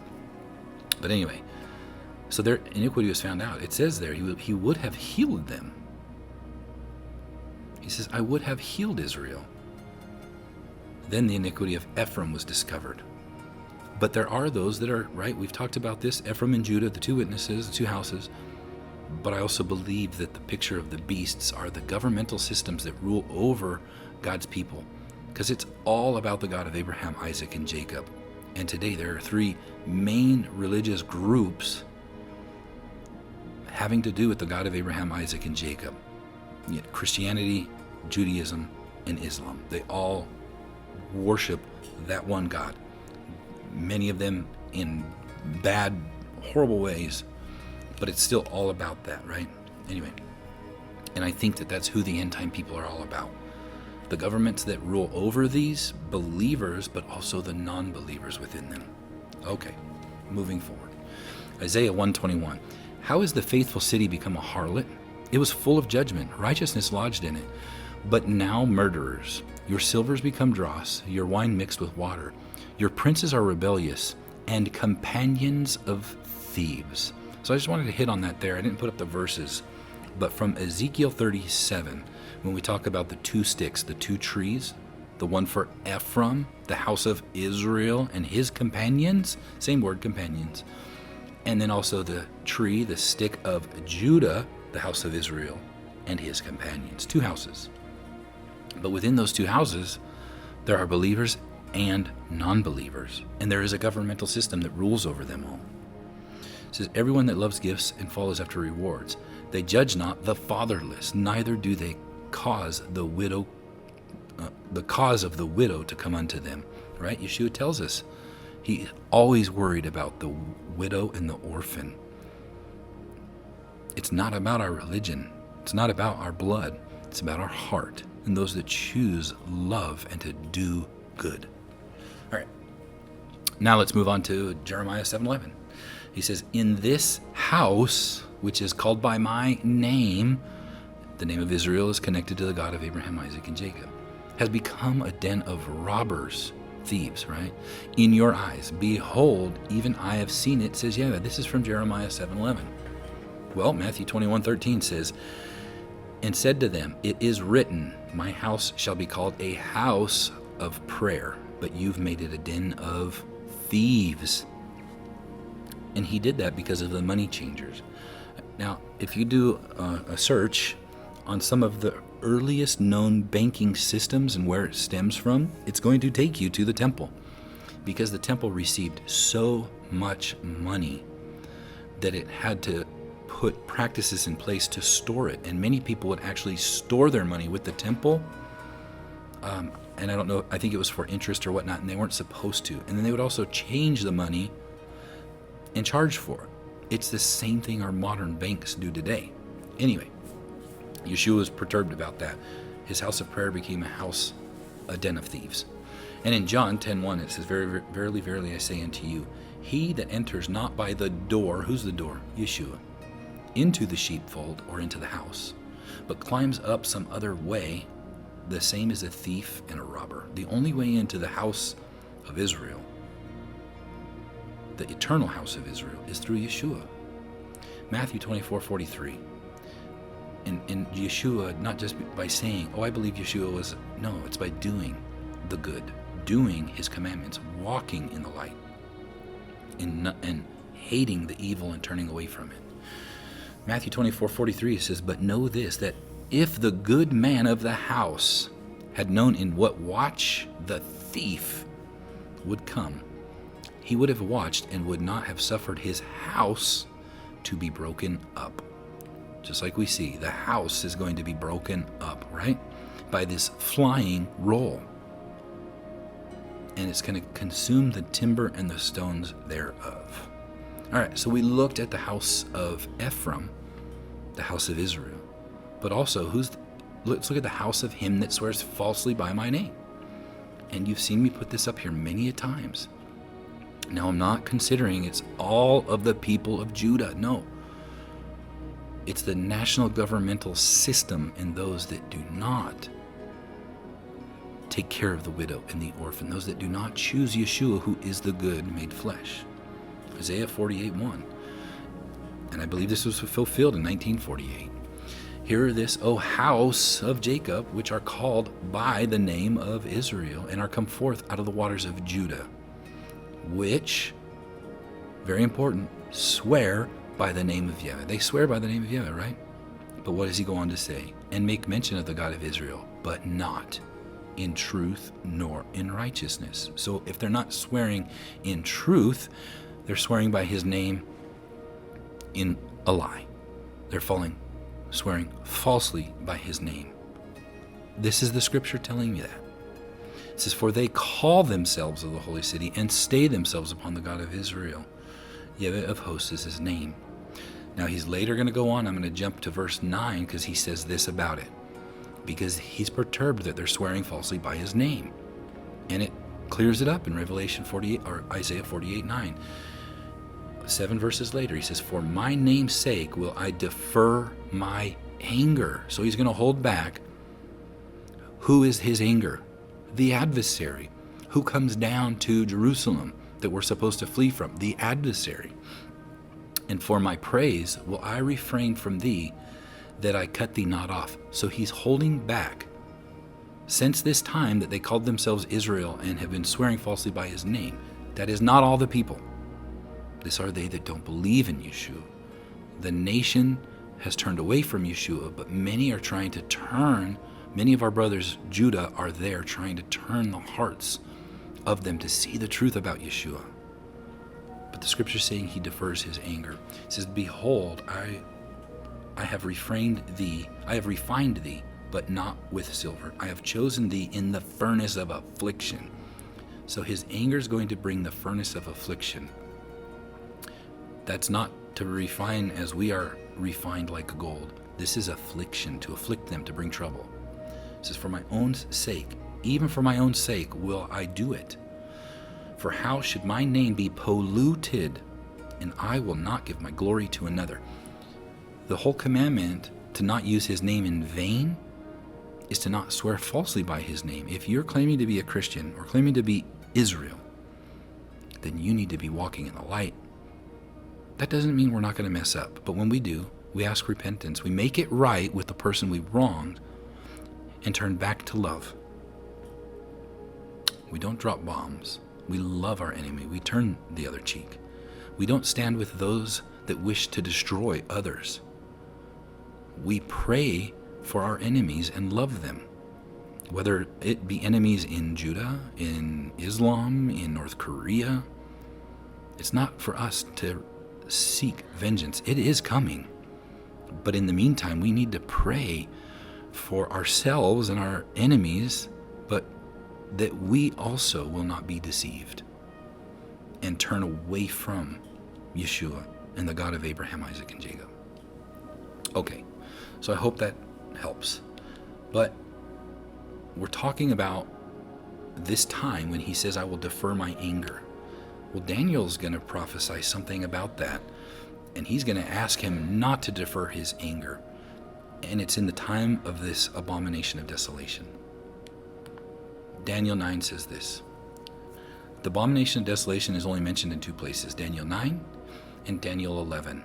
Daniel 9, he says this in verse 19, O Lord, hear, O Lord, forgive, O Lord, hearken, and do defer not for your own sake, O my God, for your city and your people are called by your name. So he's talking about those that are called by his name that turn to Yeshua, and he's saying don't defer your anger. And this is where we see the abomination of desolation. But then also the king of the north and the king of the south. In Daniel 11, we see the abomination of desolation mentioned there as well. In John 5:43, it says, I am come in my Father's name, and you receive me not. If another shall come in his own name, him you will receive. So there's another that's coming, and they're going to receive him. Could it be that other that Yeshua is talking about is the wrath, the adversary that comes down on the Mount of Olives, that claims to be God, and people worship him as God? Stay with me on that as we move forward. Zechariah 8:3, and thus says Yahweh, I am returned unto Zion, and I will dwell in the midst of Jerusalem, and Jerusalem shall be called the city of truth, and the mountain of Yahweh of hosts, the holy mountain. Where did Yeshua return to? Hosea says the same thing. I will return to my place until they acknowledge their offense. He returned to New Jerusalem, the holy mountain, which we're told in the New Testament is New Jerusalem, the mother of us all, Mount Zion, the throne of God. That's where he returned to. So the city of truth is that Jerusalem, that woman, Sarah. Hagar, earthly Jerusalem, is not. Zechariah 8:8 says, and I will bring them. Where's he going to bring them? I will take you and receive you to myself. And they shall dwell in the midst of Jerusalem, and they shall be my people. I will be their God in truth and in righteousness. So New Jerusalem is where truth and righteousness dwells. But the city that's called themselves of the holy city, and they stay themselves upon the God of Israel. What city? Israel and Jerusalem, the earthly, that will not last forever. New Jerusalem is eternal. Okay, so let's continue on with this. The two houses, the house of the thief and the house of him that swears falsely by his name. We see from Isaiah 48:1, they swear by the God of Israel and make mention of his name, but not in truth or in righteousness. But it's the Jerusalem above that is in truth and righteousness. Okay, continuing on. It says this in 5:5 of Zechariah. Then the angel that talked with me went forth and said to me, lift up, Nashah. That's where people get NASA from, they say, but this is 3 Hebrew letters, not 4. It's Nun, Shin, Aleph. Anyway, now thine eyes, lift up your eyes and see what is this that goes forth. So we're talking about the curse that goes forth, and it's this cylinder that flies through the earth and goes into a house and consumes the timber and stones thereof. He said, and I said, what is it? And he said, this is an ephah, right? About 9 gallons in measurement that goes forth. He said, moreover, this is their resemblance, their ayin, the eye. This is what they look like. Okay, he's telling you. Through all the earth. Now he's going to explain what they look like. And behold, there was lifted up, Nashah, a talent. That's that word, talent of gold and so forth. But if you actually look at the definition of it, it means something that is round, spherical, or a ball, like a loaf of bread that's cooked, not in a pan, but it becomes like a ball. Okay? It's a ball. And then it says of lead. That word lead is H5777. And it comes from, that word is used because of its color, the metal's color. And it goes on, and that the root of that is ophar, which means gray. Okay, so you have a spherical ball that's gray, and he says, and this is a woman that sits in the midst of the ephah. That word woman, remember, we looked before, could also mean fire. So here it's saying it's a cylinder that travels through the earth, flies through the earth, goes to a house, consumes it. But inside of the ephah, inside of it, there is this grayish ball that's a fire. And that same fire has to do with destruction. Well, inside of a nuclear weapon, you have that radioactive ball of plutonium that's gray, and it's cylinder-shaped. So if you were Zechariah trying to see and prophesy about nuclear weapons in the future, would you not say exactly what he said? Well, it's a roll.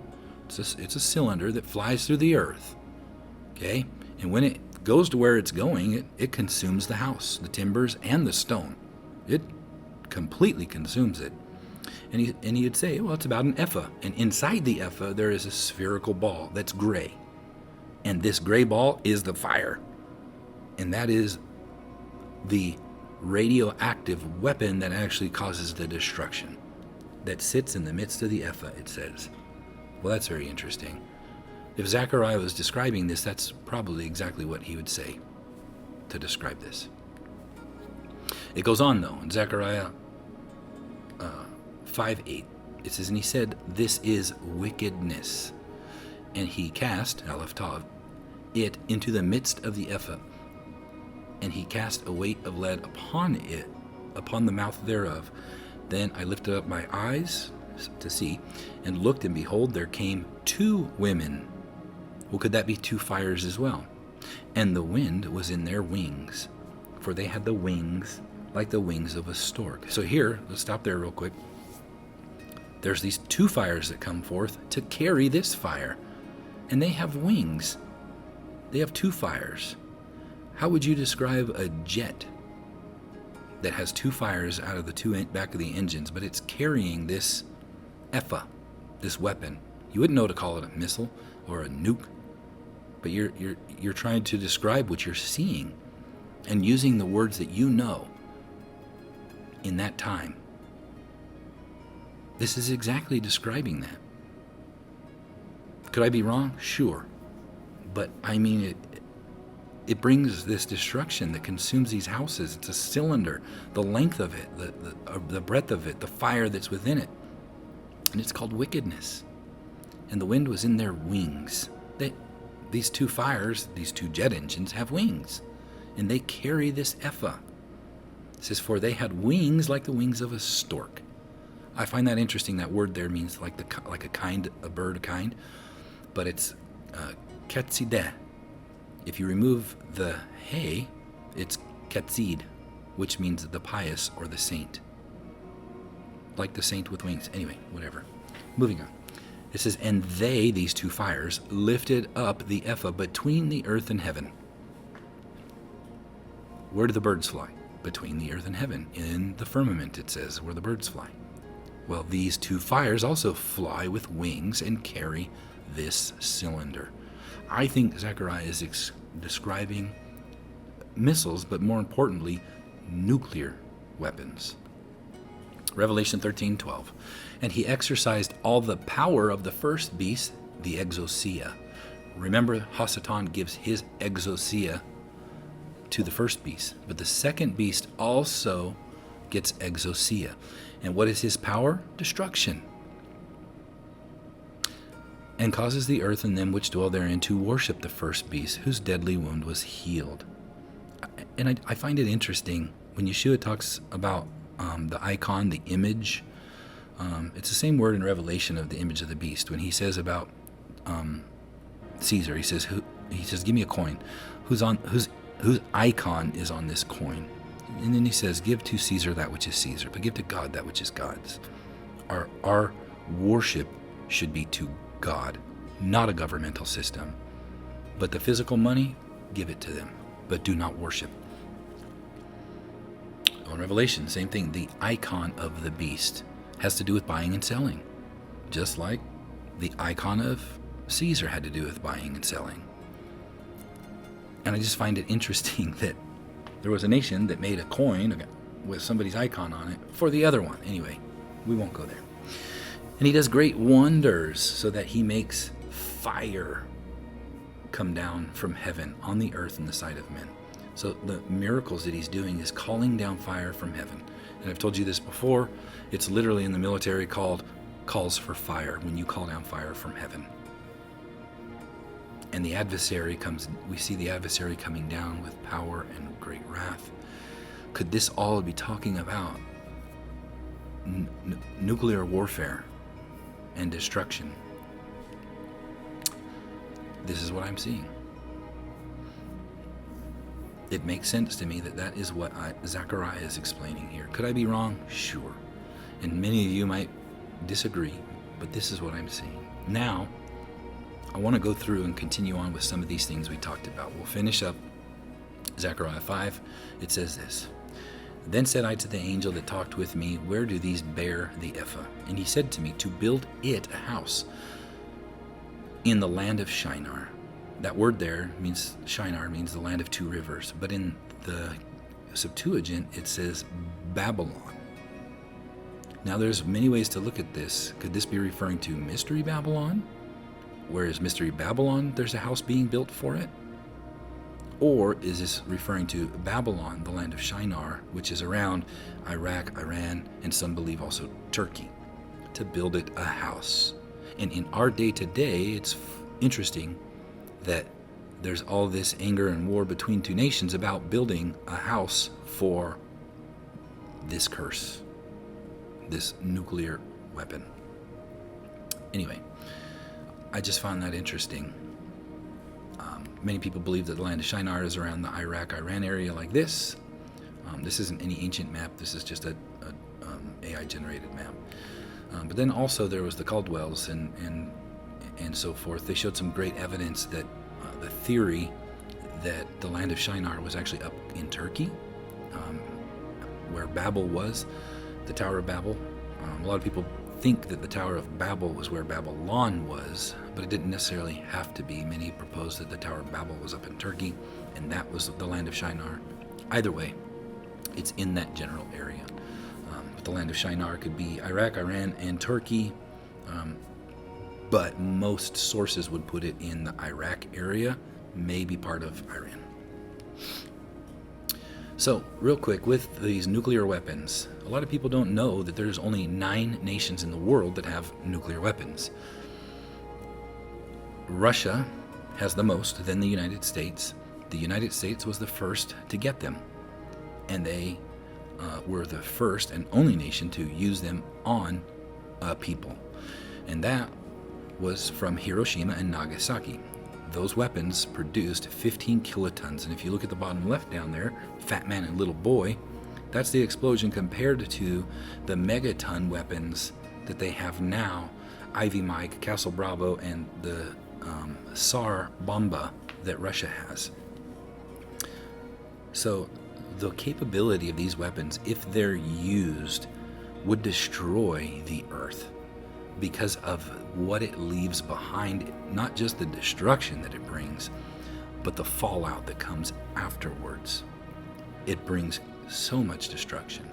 Now, with these 9 nations, it used to be that South Africa also had them, which would have made them 10, but they got rid of and dismantled theirs. Well, Russia gave Ukraine, Kazakhstan, and Belarus weapons as well in the 1991, but later they turned them back over to Russia again.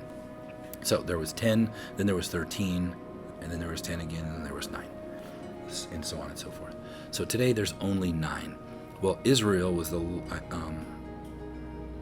received theirs in right around 1967, they believe, and we've talked about how they got theirs. It was through, but they don't disclose that they actually have them. It's only implied that they have them. Anyway, we won't go into that there, but the destruction that would happen if they started using these, could this be what the Bible is leading us to believe? Now, I do believe that the volcanoes are going to go off and the earth is going to tilt and things are going to happen, but I think this is also all part of it. Okay, Hosea 10:13. You have plowed wickedness, you have reaped iniquity, you have eaten the fruit of lies, because you did trust in your way, in the multitude of your mighty men. We are to trust in God, not our nations that have these abilities, but in God. Because ultimately, a nuclear weapon will not save you, it will only bring destruction. Your nation will not save you. Only God, through Yeshua, will save mankind, and has. You simply need to turn to him and turn away from your evil way. Daniel 11:38. But in his estate he shall honor the God of forces. Remember, Daniel 38 is also where the abomination of desolation is mentioned. And he's mentioning that they shall honor the God of forces, and a God whom his fathers knew not shall he honor with gold and silver, and with precious stones and pleasant things. Anyway, I find it interesting that nuclear weapons are made with gold and silver, but they also spend a lot of money making these weapons. Anyway, could I be wrong? I could. Again, in John, I am come in my Father's name, and you receive me not. If another comes in his own name, him you will receive. So we talked about this. Let me show you now all these different places that the adversary is mentioned. And we're going to read real quick from the Psalms, not the song, but the Psalms of Solomon, which is not in the canon, but it mentions the 2 marks and the destruction that's coming. It says this, Psalm of Solomon. It says, when I was persecuted, I called on the Lord's name. I hoped for the help of Jacob's God, and I was saved, right? The right hand. For you, O God, are the hope and refuge of the poor. For you, O God, for who, O God, is strong, if not to praise you in truth? Our spiritual sacrifice, our praise and thanksgiving. And why is a man powerful, if not to sing in praise to your name? A new psalm with a song, with a happy heart, the fruit of the lips, with the tune instrument of the tongue, the first fruits of the lips from a holy and righteous heart. These are the sacrifices God desires. Says, the one who does these things will never stagger from evil, right? Evil can't push him over. The flame of fire and anger against the wrongdoers will not touch him.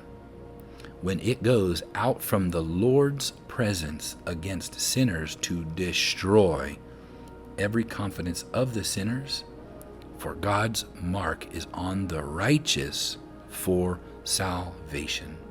So the children of Israel, his mark was on them that believed to save them from Egypt.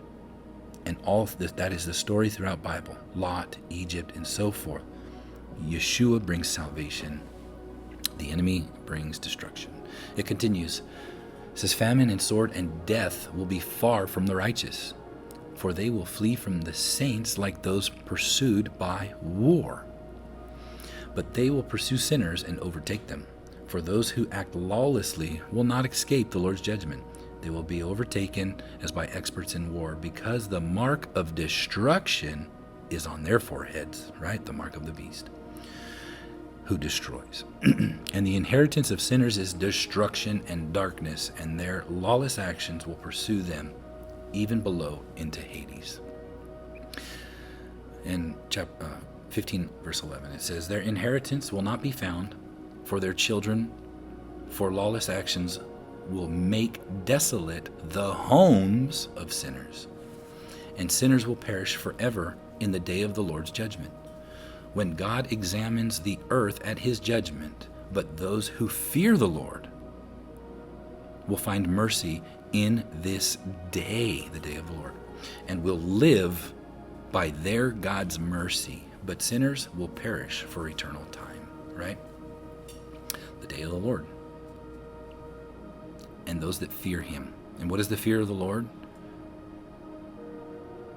The beginning of wisdom is to fear the Lord. The fear of the Lord is to hate evil and turn from it. Revelation 9:11 speaks of Abaddon and Apollyon, the king out of the bottomless pit. So this destruction, this destroying angel, Abaddon, and the destroyer, Satan, same words. In Hebrew, it's Abaddon. In Greek, it's Apollyon, the destroyer. But it comes out of the bottomless pit, it says. What opens up the bottomless pit? Smoke coming up anyway. Having something to do with nuclear weapons? I don't know. Could that have happened at the flood? And then also in the day of destruction by fire? 1 Corinthians 5:5, it says that to deliver such an one unto Satan for the destruction of the flesh. Again, Satan brings the destruction. But Yeshua brings life. John 10:10, the thief comes not but to steal and to kill and destroy. I am come that they might have life, Zoe, and that they might have it more abundantly. That word Zoe means like life, existence life, eternal life. Before mankind existed, life for us was nothing.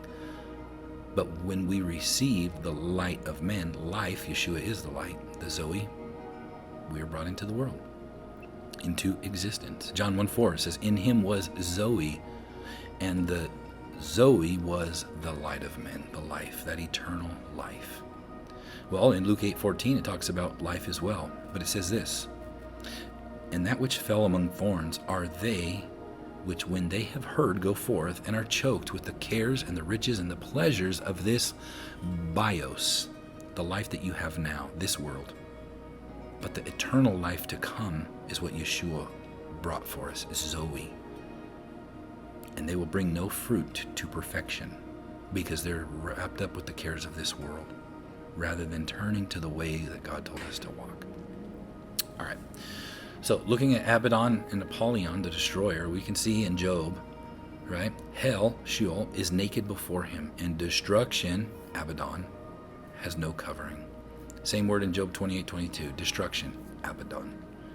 Again, for it is a fire that consumes to Abaddon, destruction. So fire and destruction. Psalm 88:11 declares, the grave of thy faithfulness in destruction. The destruction, the grave. The fire, the destruction. Death, destruction. Being naked, destruction. Death. All of it is connected. The darkness, the death, being naked, fire, the grave. Do you see how all of these are connected to Abaddon? And then also hell, Sheol. Naked. All of these things have to do with Abaddon. What did Adam and Eve happen to them when they sinned? Death, nakedness, and they would ultimately be destroyed. The adversary brings these things. Yeshua brings salvation. And there's the Hebrew word for Abaddon, and Apollyon for the Greek word. Abaddon, the destroying angel. Apollyon, same thing, destroyer or Hasatan. In Job 1:8, it says, "And Yahweh said to Satan, Have you diligently considered my servant Job, that there is none like him on the earth, a perfect and upright Ishar, Israel, man, one that fears God, and abstains from evil." So Job was one that turned from evil to the good.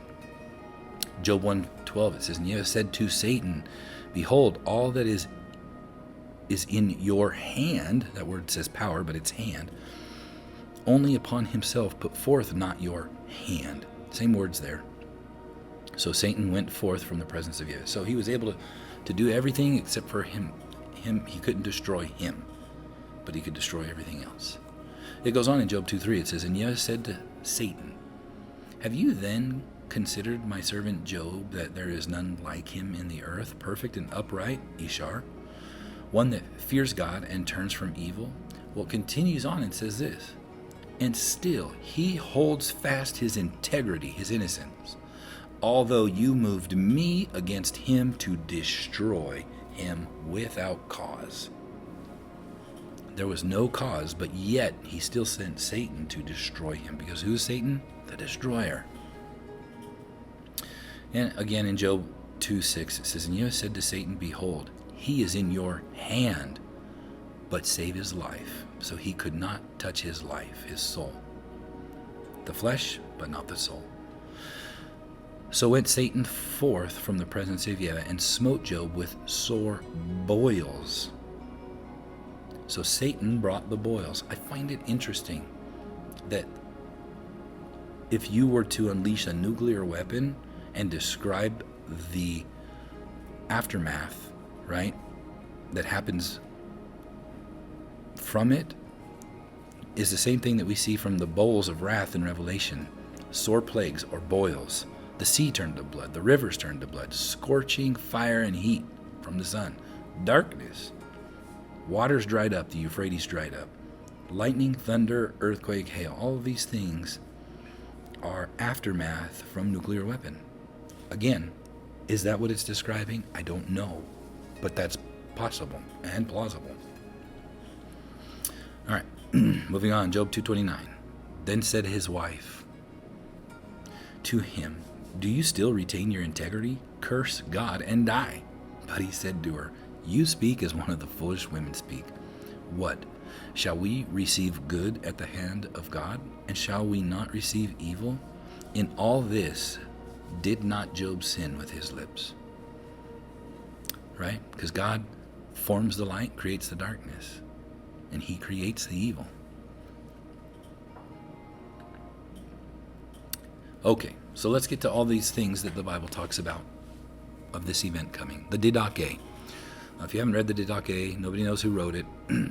It's an early document basically laying out how a believer in Yeshua should walk. It says this about the adversary. It says, "And because iniquity abounds, they shall hate each other, and persecute each other, and deliver each other up. And then shall the deceiver of the world appear as the Son of God, and shall do signs and wonders." Right? We saw in Revelation, what was the signs and wonders? Calling down fire from heaven. "And the earth shall be delivered into his hand. And he shall do unlawful things, such as have never happened since the beginning of the world. Then shall the creation of man come to the fiery trial of proof. And many shall be offended and shall perish. But they who remain in their faith shall be saved by the rock of offense." So again, salvation and destruction, same time, fiery trial. But the deceiver is going to appear as the Son of Man. Origen says this, "For it is he who sets them free, saving them from their enemies, on whose backs he lays his hand," the hand of salvation, "to subdue them." Salvation and destruction.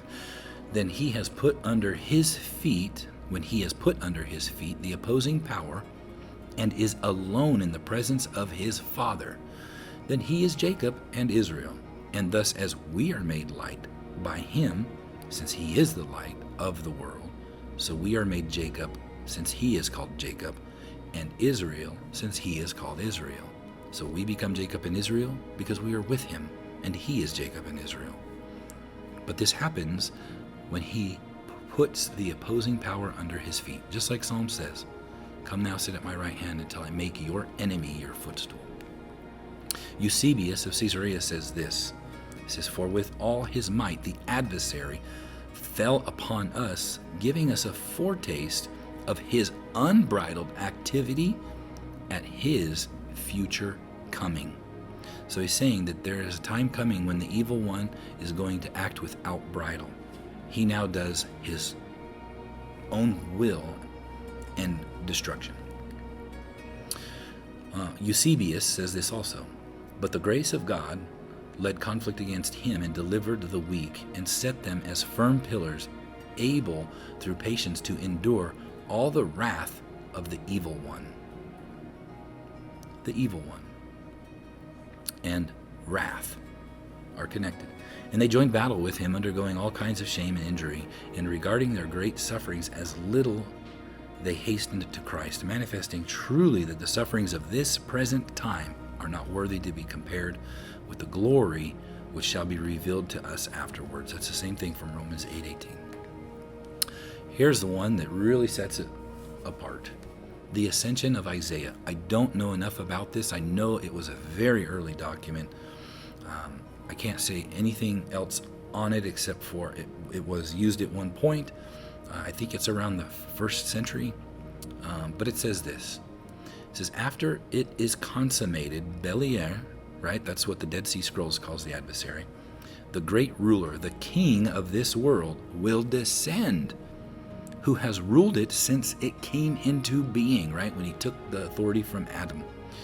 "Yes, he will descend from his firmament," right? He's the prince of the power of the air. "In the likeness of a man, a lawless king, the slayer of his mother, who himself, even this king." I don't know what that slayer of the mother means, but it's saying he's going to descend from the heavens in the likeness of a man. Well, the Epistle of Barnabas says this. "And he himself testifies, saying, Behold, today I will be as 1,000 years. Therefore, my children, in 6 days, that is in 6,000 years, all things will be finished.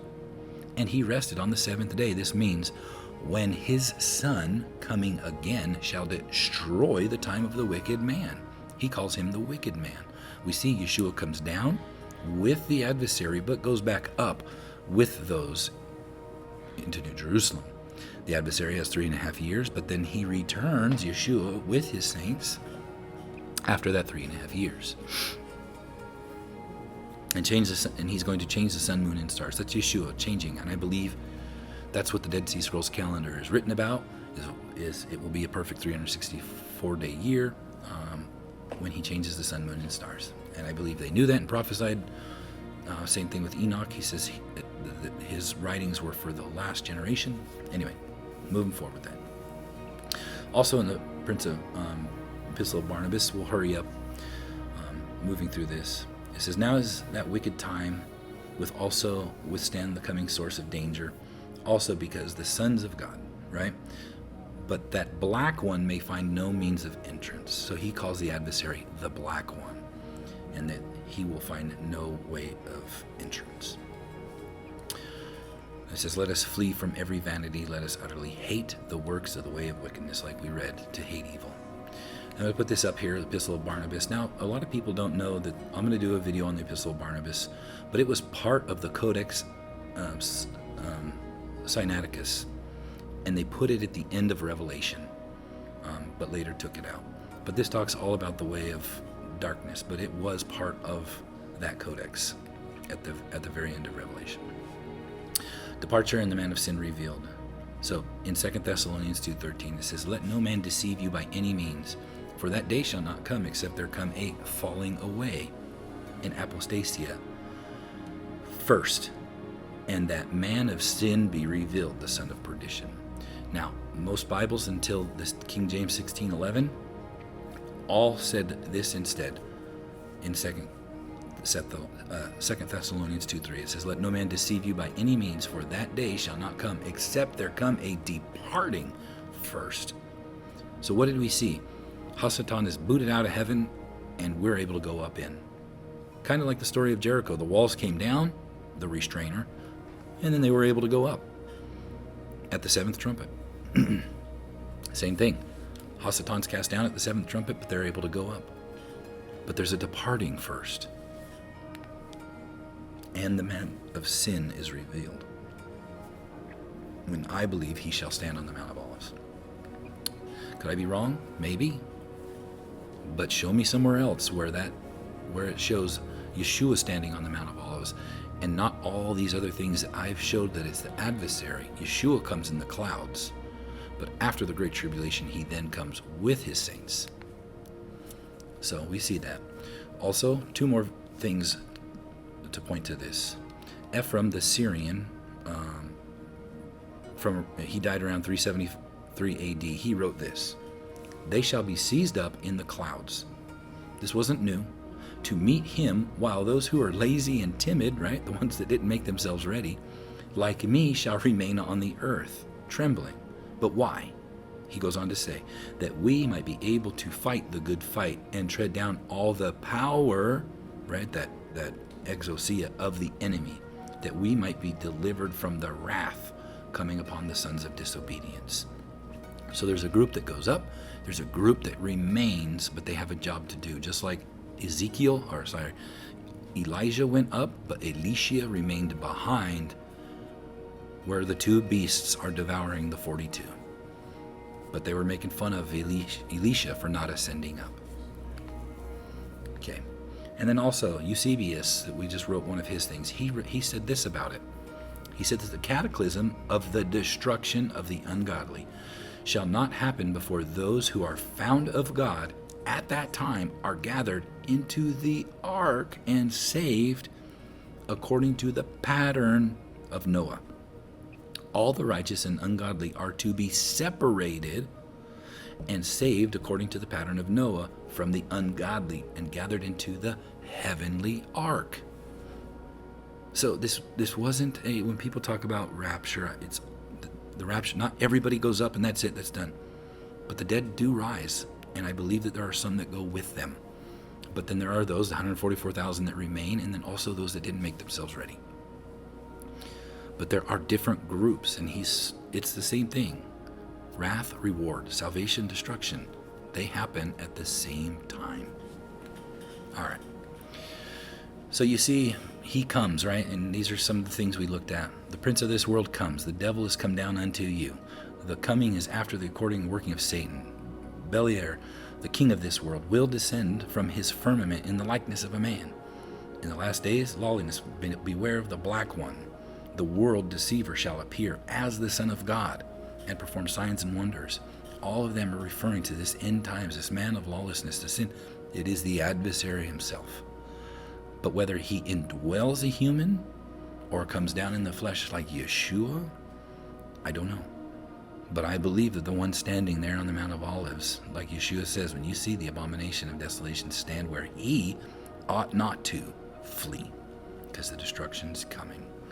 So here's a bunch of things that you can look through, Genesis and Job and so forth, talk about the serpent, the deceiver, and all these different words for him. He appears as an angel of light. He's the world deceiver. He's the king and prince of the power of the air. He's the ruler of this world, the God of this world, and so forth. And then here's some more that you can look into for all those. All right. Finishing up, Isaiah 11:9. This is for Yeshua's holy mountain, New Jerusalem. All right. They shall not hurt nor destroy in all my holy mountain, for the earth shall be full of the knowledge of Yahweh as the waters cover the sea. In Micah 4:3, and he shall judge among many people and rebuke strong nations afar off, and they shall beat their swords into plowshares and their spears into pruning hooks.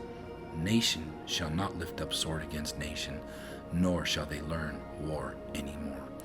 We should be standing with Yeshua for this peace and waiting for these wars to be over and not stand with the nations that call for the destruction of people, but we should be standing and praying for our enemies wherever they are, that they would turn from darkness to light, and our hearts should go out to them. Genesis 6:3, I'm going to read this from the Targums. And the Lord said, by his word, all the generations of the wicked which are to arise shall not be purged after the order of the judgments of the generation of the deluge, which shall be destroyed and exterminated from the midst of the world. Have I not imparted my Holy Spirit to them, or placed my Holy Spirit within them, that they may work good works? Right? His good works were preordained that we should walk in. It goes on, and behold, their works are wicked. Behold, I will give them a prolongment of 120 years, that they may work repentance and not perish. So we've talked about this from Jubilees. A Jubilee year happens every 50 years. But what if it's speaking of Jubilee years here, but not Jubilee periods? So 150 Jubilee years, or 120 Jubilee years would take us around our days we are in now and today. Anyway, I hope that this teaching has blessed you and that you've got a lot from it. Again, I brought a lot of controversy, I'm sure, and I connected a lot of things. If you see the connections, if you don't, please let me know. But continue to search out God's will for you and knowledge of him, because he's a rewarder of those that diligently seek him. So may Yahweh bless you and keep you. Yahweh make his face shine upon you and be gracious to you. Yahweh lift up his face upon you and give you peace. Shalom.